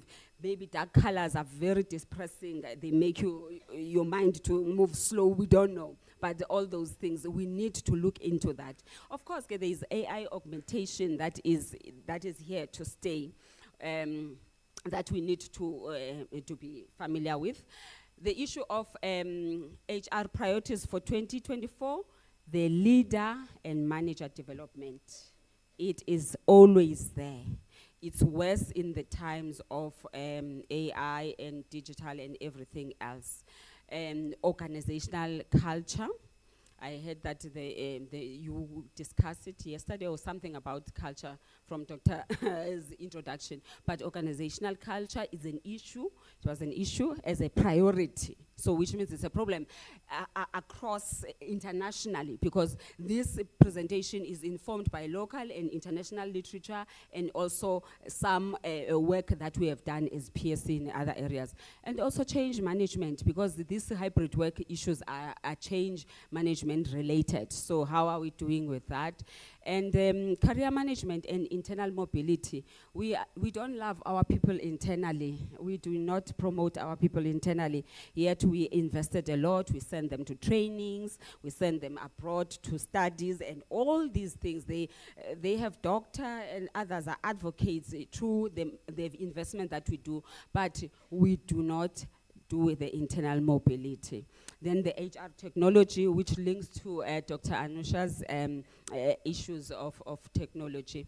I'm not going to go deeper on this, but it's just sharing the matrix that you can use to do the to assess to measure the hybrid work productivity. If there's a 360-degree feedback in as a matrix that you can use, especially when you are working in teams, those project teams, you are able to use this matrix to do the evaluation, where you get inputs from your peers that worked in this project, and so on and so on. So this is very good for a project that is team-based, where you assign each other tasks and so on. So you are able to say that, have Amanda delivered on her task, and so on, get that feedback. The next one, of course, we need to establish SMART goals at organizational and departmental level. So once we do that, and we need those SMART goals, we need to also make sure that our team members are aware of them before it becomes performance reviews and the fights starts. And the last thing is that it's important that each employee be provided with the necessary tools to maximize their contribution. So you can't expect people to work when you don't give them the tools to work. So we need to also consider that. It's one of the metrics that is used. And the last one is just to look at what has been planned as work and versus what has been achieved. So you would know that if you needed to produce 10 directives, I don't know, maybe you didn't even produce one directive. So it's that kind of a thing that what did we plan and what have we achieved, and so on. And you are able to see those that are not able to meet what is the standard, and be able to start helping them through the necessary processes of HR, whether it's training and coaching, mentoring, yes. So all those things. Then in terms of the frontline worker flexibility, we need people want to decide, people want to have autonomy in terms of the work that they do. And they need you to trust them that they will do this thing right, and also be able to control this and make best decision for them. And the people that normally knows exactly what is needed, how is needed, is the people that work with whatever it is. So we need to begin to trust our teams, and you just guide them, and you trust your team. Of course, there will be those apples that you will need to always hold them by hand. The issue of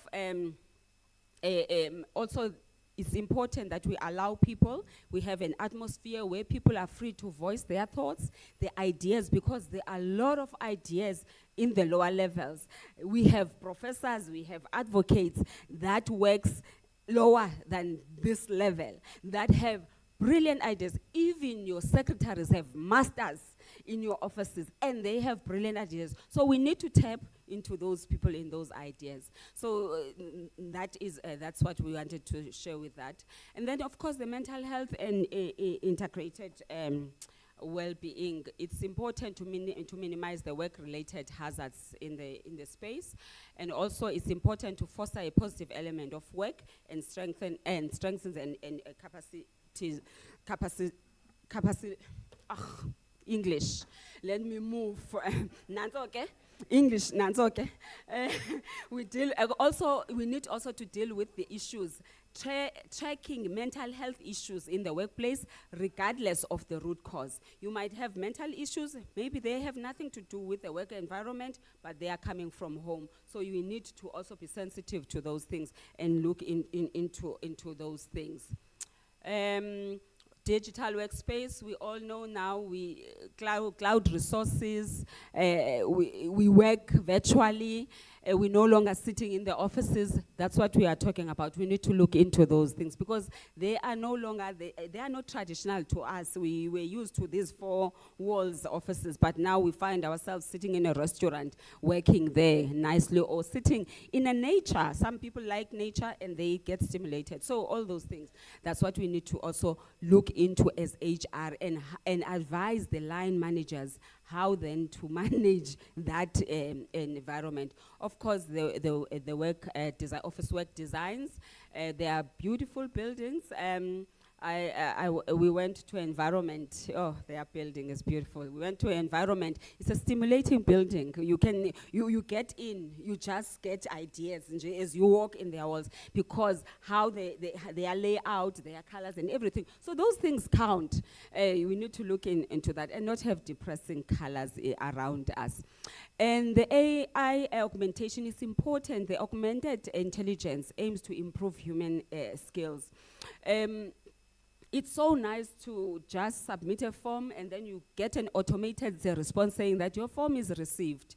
Your form is in number whatever in the queue, whatever the case may. It is so nice to have those things. So we need to look into those augmented intelligence, because they aim to improve also our work as employees.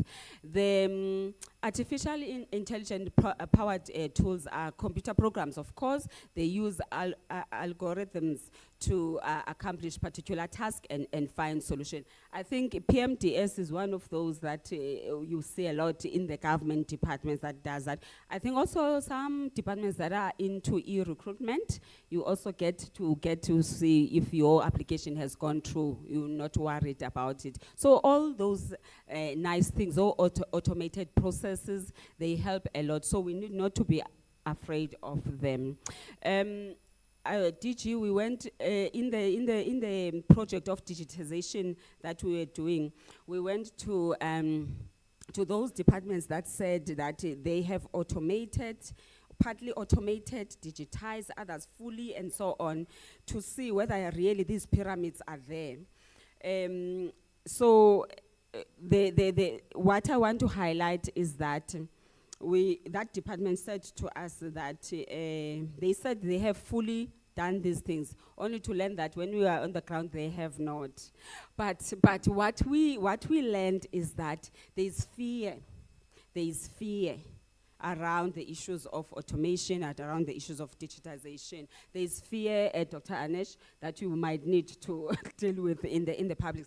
People are scared of losing their jobs. That was the key issue. People are scared of losing their jobs. So we had to first do some counseling, phone call counseling, that you are not going to lose, we are going to upskill you, and this is how you can be upskilled when you are in this area. If you are in the leave management, capturing leave, we will upskill you to do the HR analytics. You give the reports on the trends of leave and how they impact in the broader scheme of things. So we have to deal with that. There is fear, all right? Quickly, these are the priorities. I've highlighted them. On the other side, we're just sharing how do we do these things, but you can read the presentation on yourself. I don't want to delay and waste time. They are simple. You need to equip your executives, you know that, to be able to lead change.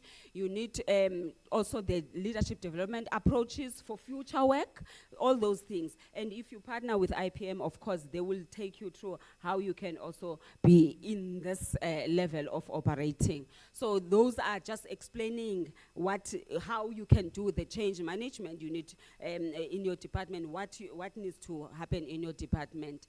It's just the recommendations which you will read yourselves. I don't want to bore you. These the reference. We thought this time around, let us share the reference, especially where we also use the international and the local organization that operate in this space. I'm sorry, IPM, we didn't look anything from your side. Next time we are going to do that. But these are the organization. People can go to the website. They are very valuable, those websites, when you are an HR official, if you have not even joined the associations within. DG, I'm not sure whether you are going to pay for the associations. No, we're not paying. Okay. I can answer for my DG. You can answer for your DG. Okay. Just two things before I give it to Sifiso. When on interacting with departments in terms of the work of the PSC, there has been an issue of the the panels, whether is there a way that the public service can have a random selection way of panels, of interview panels. So we need to think if there are departments that already have that system to randomly select panels so that you get out of having same people over and over again. So there is that need that was raised when we were interacting with the departments. And also there is also an issue now that is prevailing, Nico, that talks to insufficient technical expertise in panels. We tend to know just to take anyone, we tend to take people based on the job title or job level, yes, job level, I think, more than the technical expertise. So you are sitting with people that are interviewing an HR person, no one understands HR. But because you are a DGG, you have to sit there. There's nothing that you can do. You are asked, the delegations are saying so. But you don't even have a technical person who's going to help you as this panel. So there is also that problem that is prevailing now in the Elando. Of course, the issues of the questions and the scoring that we do is being questioned a lot, Dr. Anusha, on the Elando. The last thing that I want to raise from the department is that the certificates, much as I encourage you to do the ethics in public service, they say that the certificates are not solving the ethics and competence issues. We need to reflect on that. The certificates, because we all have these certificates, but we still have the problem with morals and ethical conducts in the public service. Let's clap for Amanda. Thank you so much. That was such a very insightful 2 presentations. We are going to go straight now to the presentation by Dlogovu on the effectiveness of continuous employee development capacity.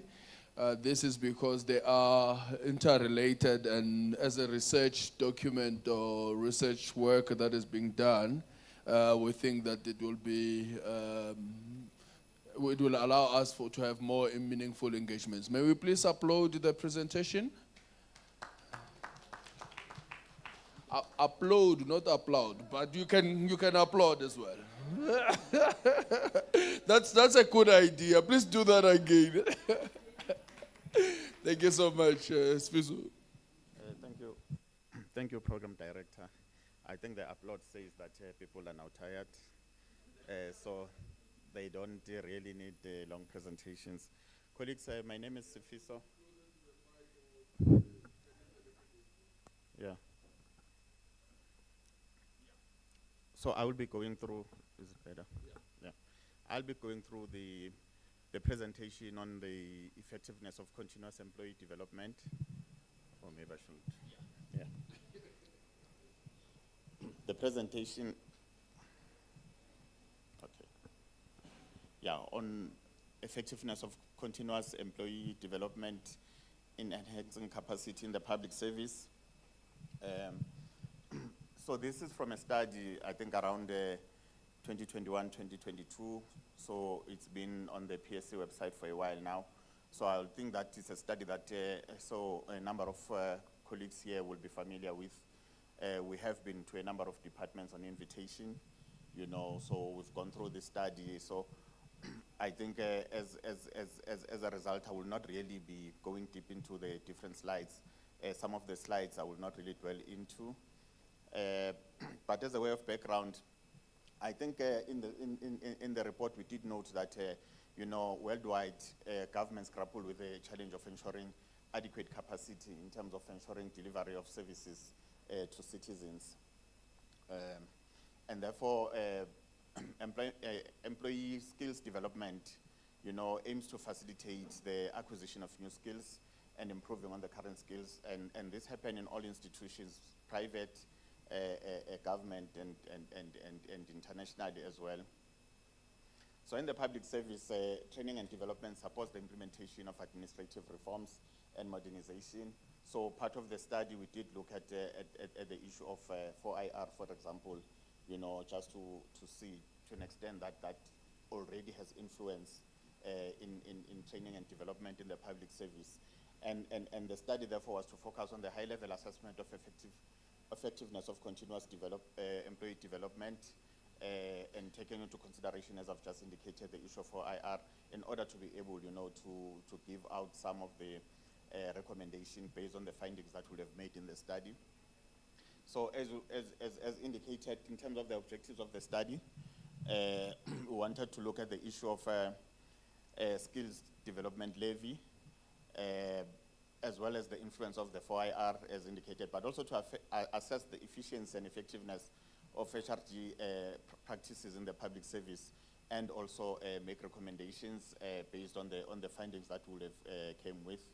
It was a study that was both national and provincial, so throughout the public service, and the response rates that we got at the time, 82% of all departments, and the higher participation of provincial department for that matter.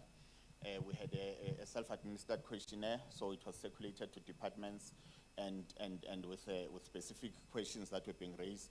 So departments gave their experiences in as far as that is concerned, and we did go through some of the literature and legislation to come up with the findings that I'm going to go through right now.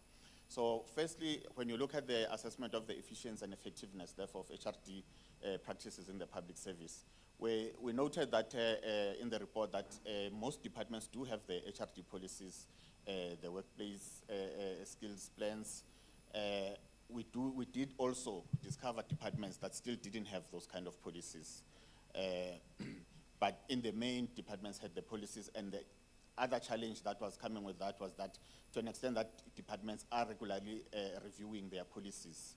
So we found that there are various practices across government departments. Some indicated that they do an annual review of all their HRD policies, but in the main, you had a 3 to 5 years practice in terms of review of practices. We did also find others, that says that, once in a while, say 10 years, we will then go back and review all our HR policies. So that was as part of the responses that departments were giving in terms of their policies. Then we also had required departments to indicate what challenges are they facing in terms of implementation of these policies. The key issue was budget, and I think it's an issue that even now we'll still be grappling with, the issue of budget. And departments will have various constraints, and now Treasury has even added more belt-tightening mechanisms for departments, and you do find that in a number of cases, when departments are forced to then review their spending and so forth, sometimes training and development becomes a casualty of that. There were cases where department will have had additional, and I think it is noted in the budget, will have additional budget on specific financial years and so forth, and some of the department will know that there was an issue also of departments being limited in terms of professionals payments in terms of professional bodies, and those will not be covered. And there will be departments that will say, and there was an issue of inconsistencies being raised to say, we've decided for various reasons, to pay for professional bodies because it affects us directly. But in the main, and most of the departments are unable to do so, and the policies do not cover. Another issue in terms of challenges was the lack of capacity, and capacity will have been, as we all know, maybe people not have enough posts to be able to effectively deliver on training for the departments. But there will also be issues maybe in terms of like the capacity of HR people that are available in those departments to deal with, because there are a number of reasons that, in engagement with departments, they will raise as to why sometimes you find people who are unable to. The issue of lack of alignment and compliance, when people develop these PDPs, and I think we did hear the DDGs, that part of the challenge is that, PDPs are there in the documents, but they are never really evaluated, and maybe there could be something different that is happening now. But there's really no alignment people don't really apply their mind in terms of what exactly do we need, whether we're looking at a branch, whether we're looking at a chief directorate or at a directorate level, what exactly do we need, and are the training needs that are identified in those PDPs, really relevant to what we're doing, really relevant to the individual skills that we currently have and so forth. So that was one of the challenges. And as I indicated, the study happened at the time when, we were dealing with COVID, so it became a factor. And particularly because at that time, the issue of digitization, it's still a factor even now, but if at that time, departments were still grappling to make sure that everybody has the tools to be able to work even remotely and so forth. So it was a bit of a challenge, and it is in that year that also training and development suffered greatly in the public service. But departments and training providers, had at the time still introducing systems where people could be able to to learn without being in a class, introducing hybrid environment and so forth. So the issue of supply chain management processes was an issue because for procuring training, whether even if you'll be ultimately end up with NSG, department indicated that you still have to go through the supply chain management processes, compare codes and so forth. And sometimes you find that other institutions other than NSG, are actually even more competitive in terms of their pricing and so forth. So these are some of the of the issues, and I think this is an issue that also NSG has been raising. So the supply chain processes are cumbersome and long, and there's some of the things that were frustrating departments, and the issue of NSG obviously became part of the problem. And then one of the things that was noted by department is the issue of poor attendance participation. People get nominated, or they have requested training in their PDPs. They are then nominated to go for the training, but for one reason or another, particularly people at senior levels, are unavailable to become part of the training. And then maybe they get replaced closer to the time because maybe the training can no longer be postponed and so forth. But sometimes they are replacing with somebody who may not necessarily have been, interested in that training, or who may not even have identified that training as a priority for themselves. So it's just a question of making sure that, somebody is there and so forth. So these are some of the challenges that departments have raised.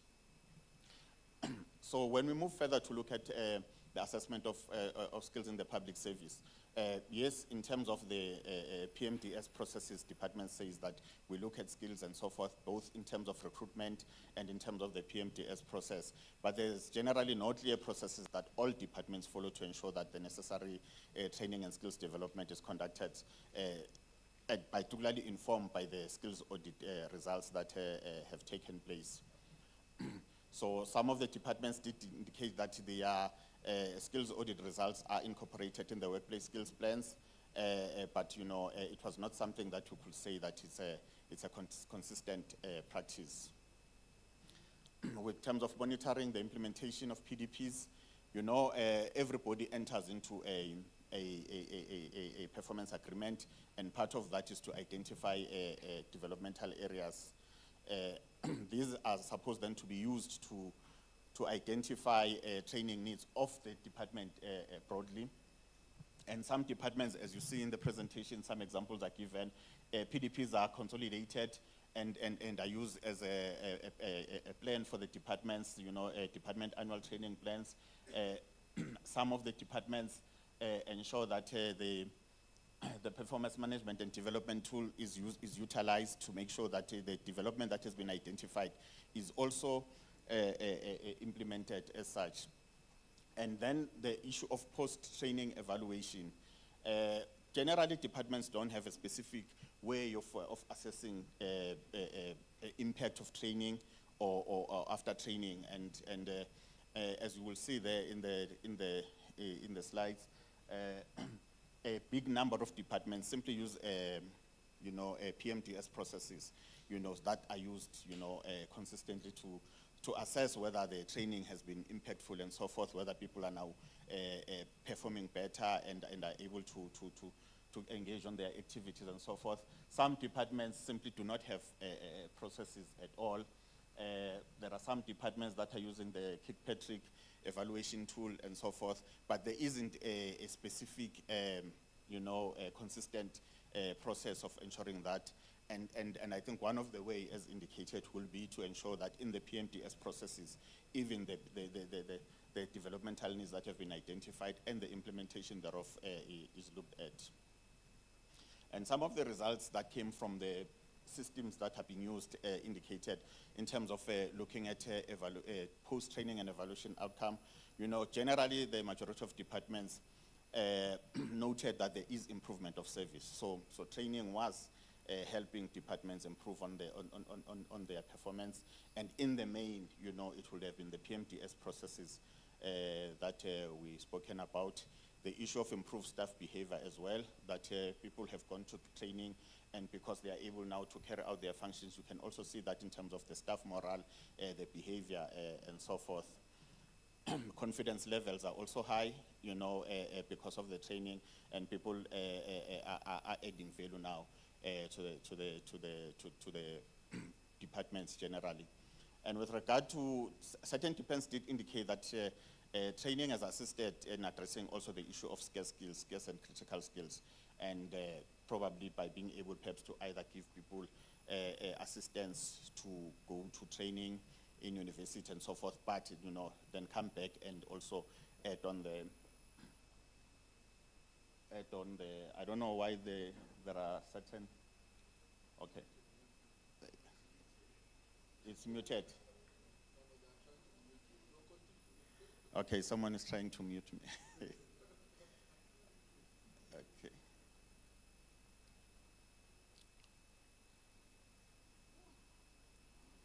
Okay. So we also noted there that there was a directive with regard to the skills levy, and overall departments were utilizing, the skills levy in line with the Skills Development Act. There were departments that were able to actually utilize the 1% as required, but some departments did experience challenges, and we're aware that in terms of the directive, this is how the allocation is supposed to go about, the 30, 20, and 50%. So I will not go on that. I'm no longer able to use this tool. So I've been effectively muted.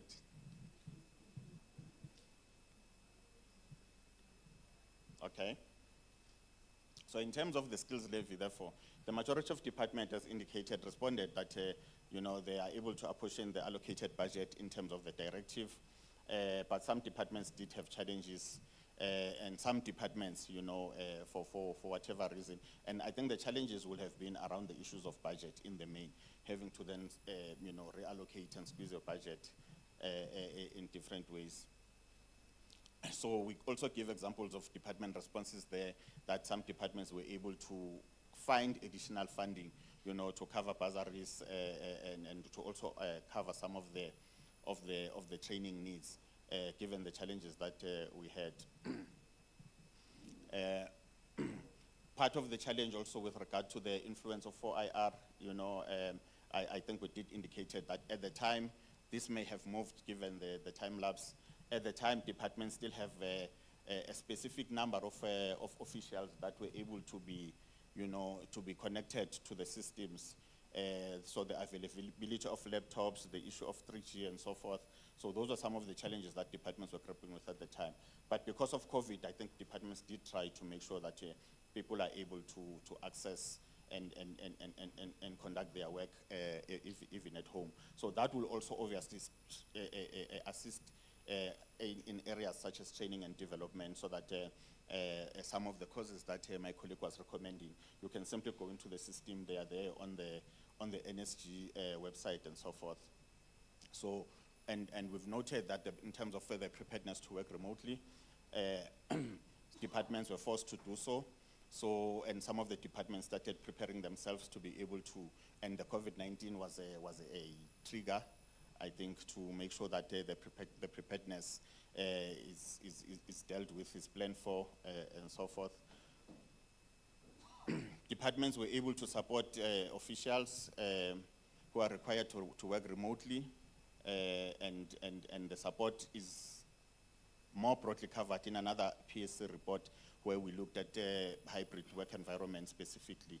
And I think most of the colleagues that are sitting here know that the PSC is still ongoing with a similar report that has now been expanded to cover all departments. And I think all departments have been required to give responses, whether they have continued with the practice, have they gone ahead and developed policies and so forth. And there are some interesting results out of that study which is coming. And I think in due course, the PSA will be, convening, a gathering like this one, or maybe it might be online, where departments will be sharing their experiences, particularly those that have gone ahead with the practice, and maybe just for them to be able to share with the rest of the public service some of the key challenges. And I think we had some of the key challenges from the DG earlier on, indicating why we haven't had a uniformed system.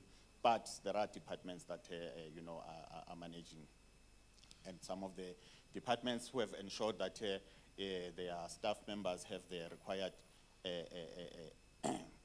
devices and so forth, and as indicated there, and some of the departments that have gone on to make sure that they have VPN system and so forth, to make sure that even if they have what you call internal systems of the public service, but their people are able to access them because of that.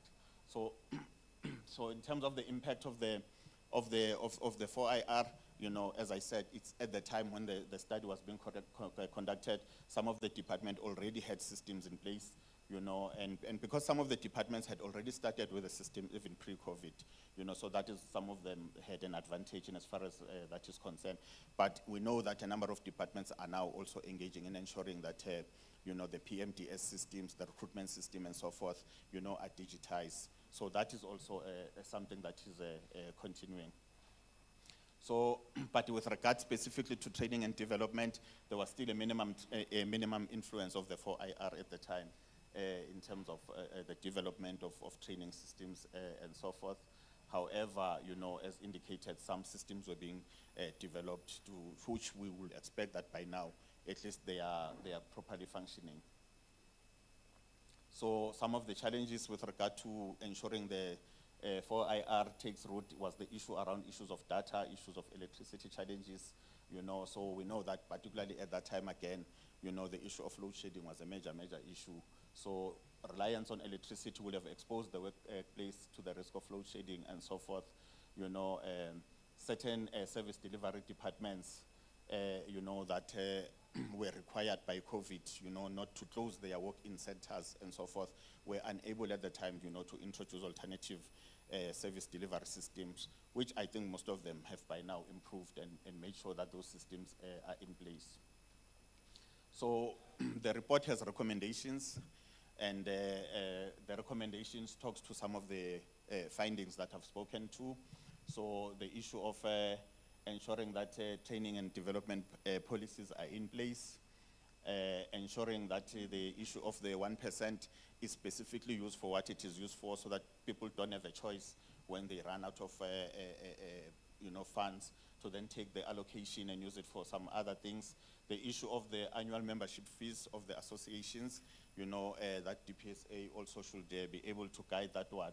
And then departments also, it was recommended that departments will take responsibility for guiding employees and service providers in terms of the required skills development programs, to ensure that the public service is at where it should be.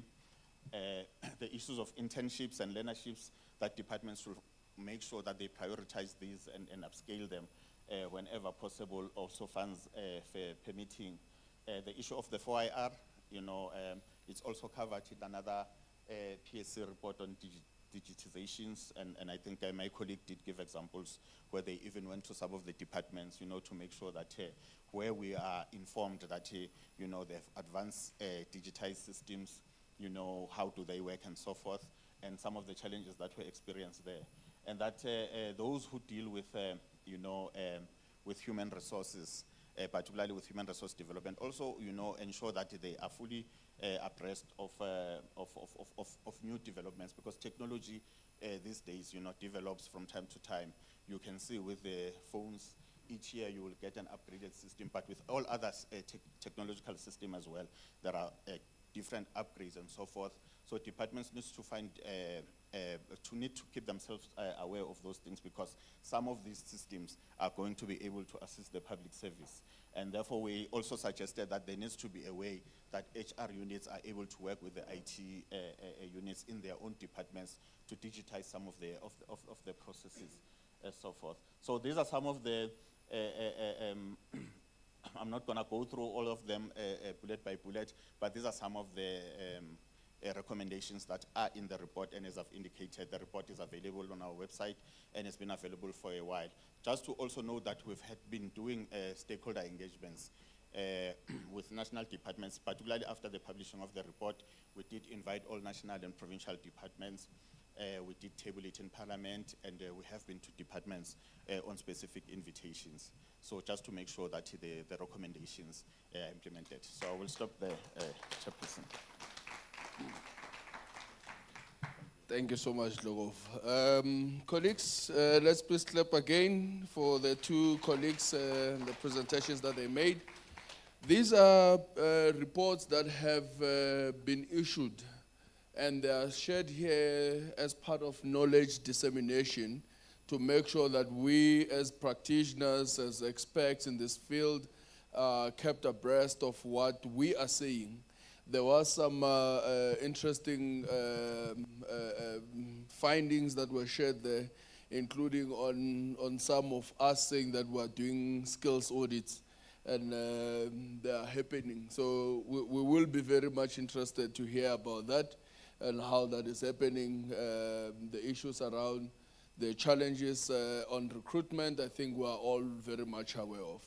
So these are our reports. There are not going to be questions that we're going to allow. What we're going to do, I'm going to open for 3 short comments. And then we're going to, you see they're celebrating there. 3 short comments, and unfortunately I'll have to cut colleagues if we are going to be speaking longer than that. But we encourage you to go to the website, but we have also shared the reports. There is a thicker document that are there on the website of the PSC. Go through the reports, assess what needs to be assessed, and you can contact the colleagues directly with any comments that you'd like to make on that. Any comments that you'd like to make? Okay, we'll take one. Can we take people that haven't spoken? Okay, we'll have 1, 2, anyone last comment? All right, 3. Okay, let's start there.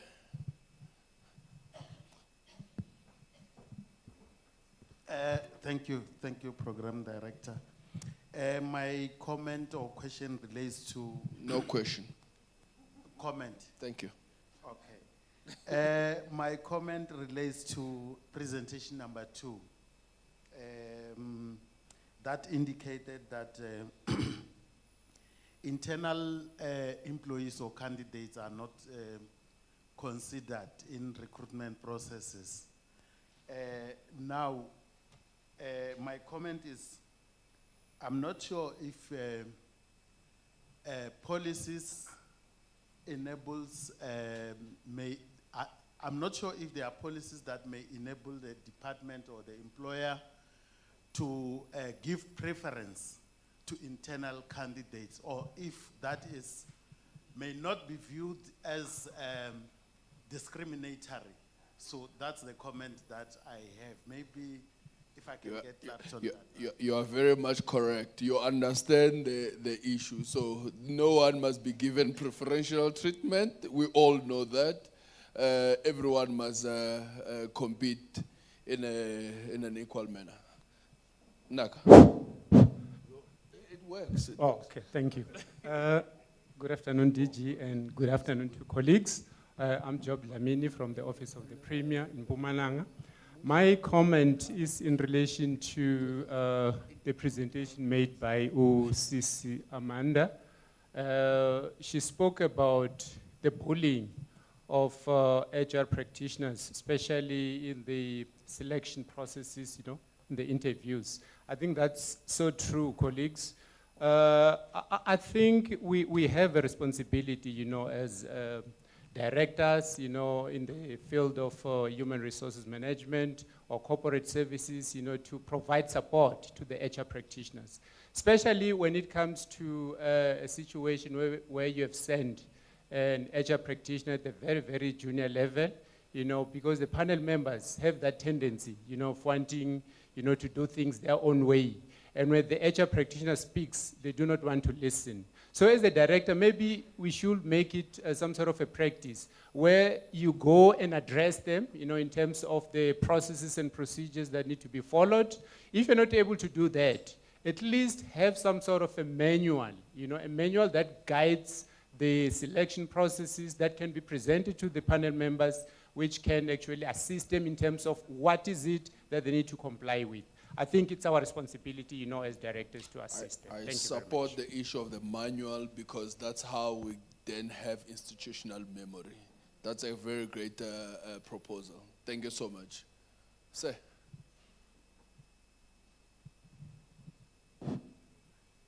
Thank you, Program Director.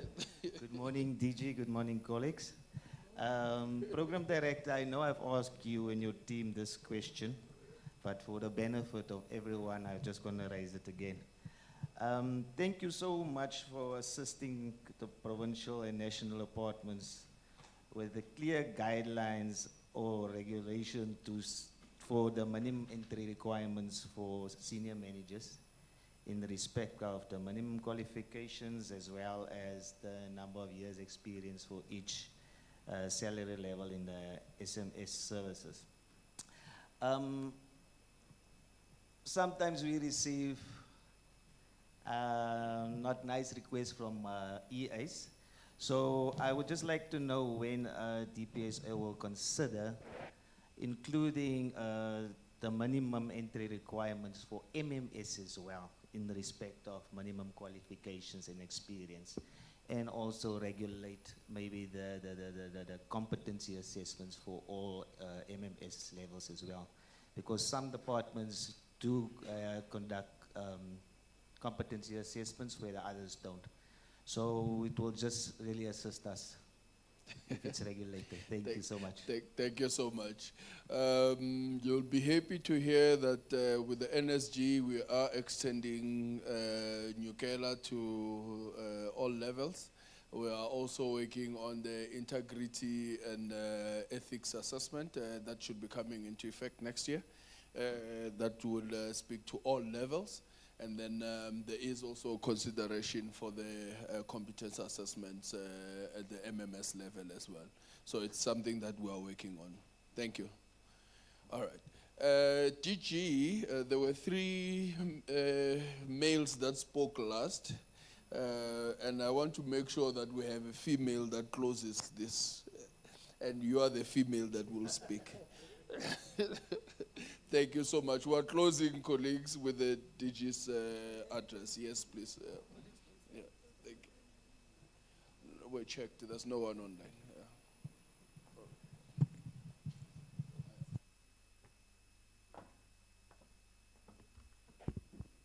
I hope the caterers are ready with the food.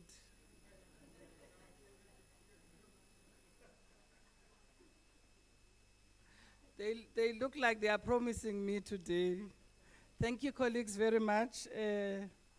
I think that we are concluding now, and you should have sufficient time to go back to your provinces.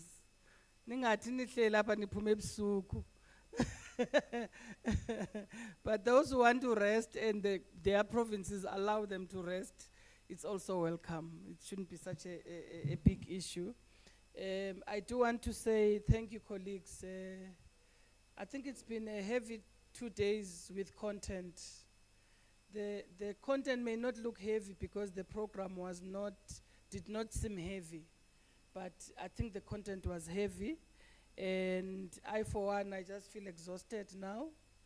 But I think I'm so happy we've had this meeting because I kept on annoying people in my office, honestly, that it must happen. We promised it, we said we'll do a physical or a hybrid meeting, it must happen. And I do want to thank UNISA because this venue, we got it without paying a cent. And I do want to say thank you to UNISA. It's not the first time we're using this venue. I think it's the second time we're using it, and every time we ask for it, and because we do not have budget for venues, they are kind enough to give it to us. The last time we had a Cheesecake Cluster workshop here. And so that is highly appreciated, this partnership with an institution of higher education. I was asked to, I also want to thank you, Mr. Geza, for being here today. I think that we have 1.2 million public servants, and we have a good number of them in corporate services, in HR and other areas of corporate services. And I think that there is a great opportunity to partner and help government to up the game in terms of how we work from a corporate services or an HR perspective in particular, and how we lead our people and how we manage our people. I think that there's great opportunities to partner in relation to that, and we are happy to follow up a conversation and a discussion on that one. The second issue is that I was told that there's now we're sitting at about 56 people who have participated in the survey, and would like to request those who have not participated yet to please do so, because we want maximum performance, maximum feedback in terms of the survey itself. I believe that colleagues will send you a feedback form for this workshop.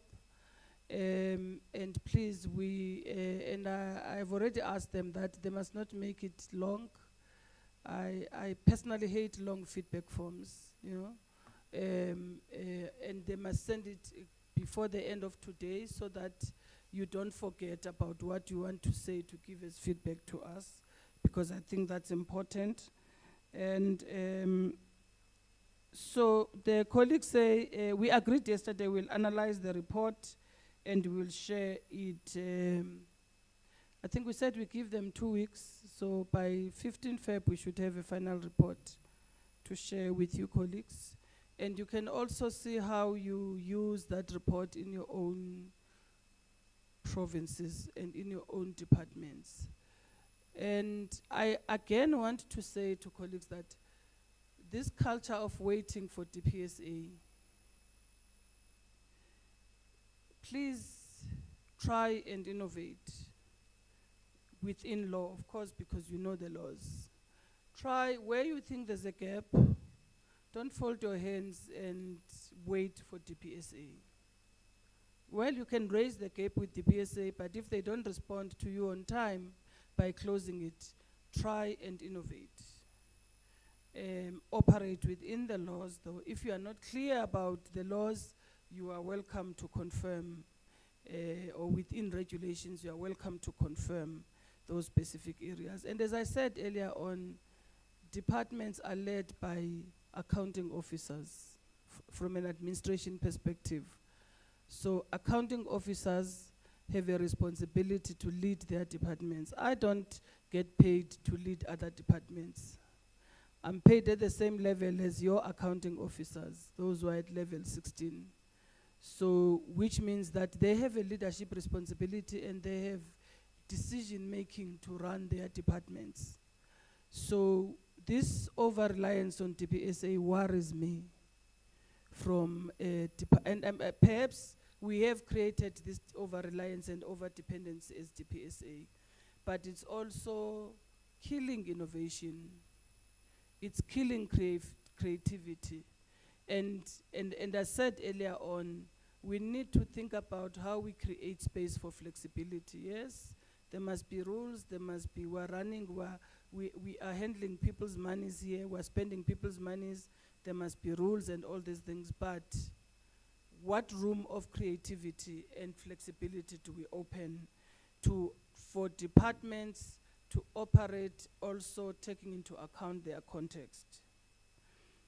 And we still have to ensure that whilst we talk about creativity, we also close opportunities for abuse, because we know that also departments abuse. We know when they see a small gap, they are going to come in and abuse it if it's abusable. So yeah, it's around those specific issues. Thank you, colleagues from PSC. Apologies, I forgot to mention you earlier on, for coming in and making those presentations. Colleagues, these reports are meant to be, you don't just keep them in your email now that you have them and you've received them, but they are also available on the website. Refer back to them from time to time. Use them as part of your resource base in the work that you are doing. I'm told that the next forum will be, amongst others, dealing with the Department of Employment and Labor. I mean, the UIF issues that have been raised. I think there's some amendments to the UIF rules, as well as the issue of employment equity, the issue that was raised yesterday. We will invite Dell to come and speak. They are the experts on those matters. Myself, I don't know much about it, which is why I guess I never responded to the WhatsApp that was sent to me on the matter, and I apologize for that. The second part, also I'm told we'll be dealing with, is we are going to bring National Treasury to come and speak to us about the wage management plan and the early retirement issues that they've taken to the newspapers. Those are two things that Nico has highlighted that are going to be taken forward. I have made a commitment that we will engage with KZN on the issues around their recruitment from local government and the alignment. I think whilst they understand the issue that senior management service and senior management experience are different issues, but there's other nitty-gritty issues and other contextual issues that we need to understand more and support them. So I've made a commitment there that we'll look at that particular matter. So I'm raising it so that my office, we don't forget it, because in case I forget it. I think this is all, colleagues, from my part. And perhaps I just need to say that, to tell you in person myself that I will not be part of the next forums to take place, because February is my last day in this job. February 28th is my last day in this job. So you heard it from me now. All those who were gossiping about it did not have a right. Now I'm telling you myself. But I'm hoping that, and I'm sure that the person who takes over as a DG will continue with this work, and I'm hoping so. The work is institutionalized in my office. It should be part of the annual performance plan of somebody there in the office. Eh? Whose plan is it in? Let that person, can they stand up? No, whose plan is it in? Can that person stand up?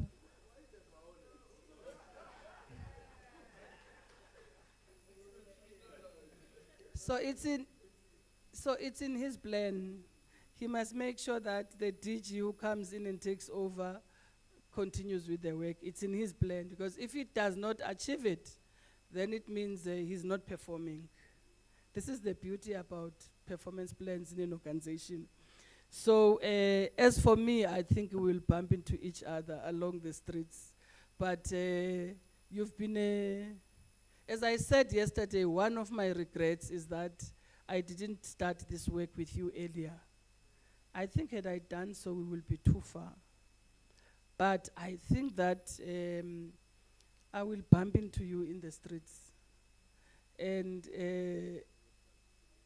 No, not dark streets. I don't do things at night. So, and at night I'm at home. I don't do partying. I don't do all those things that people do at night. People like Nico do at night.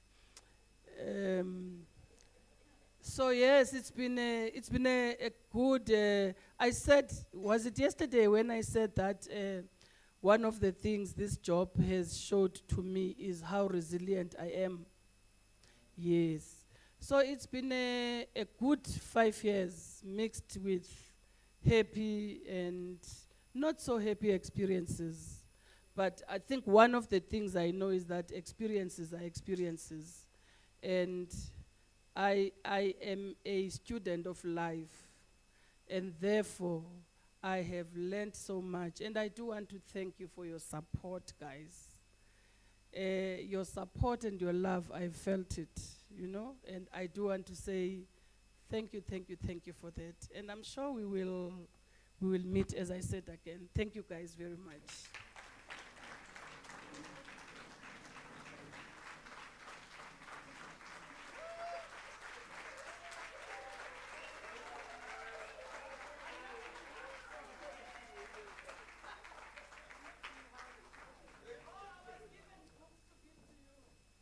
Okay, who are you giving?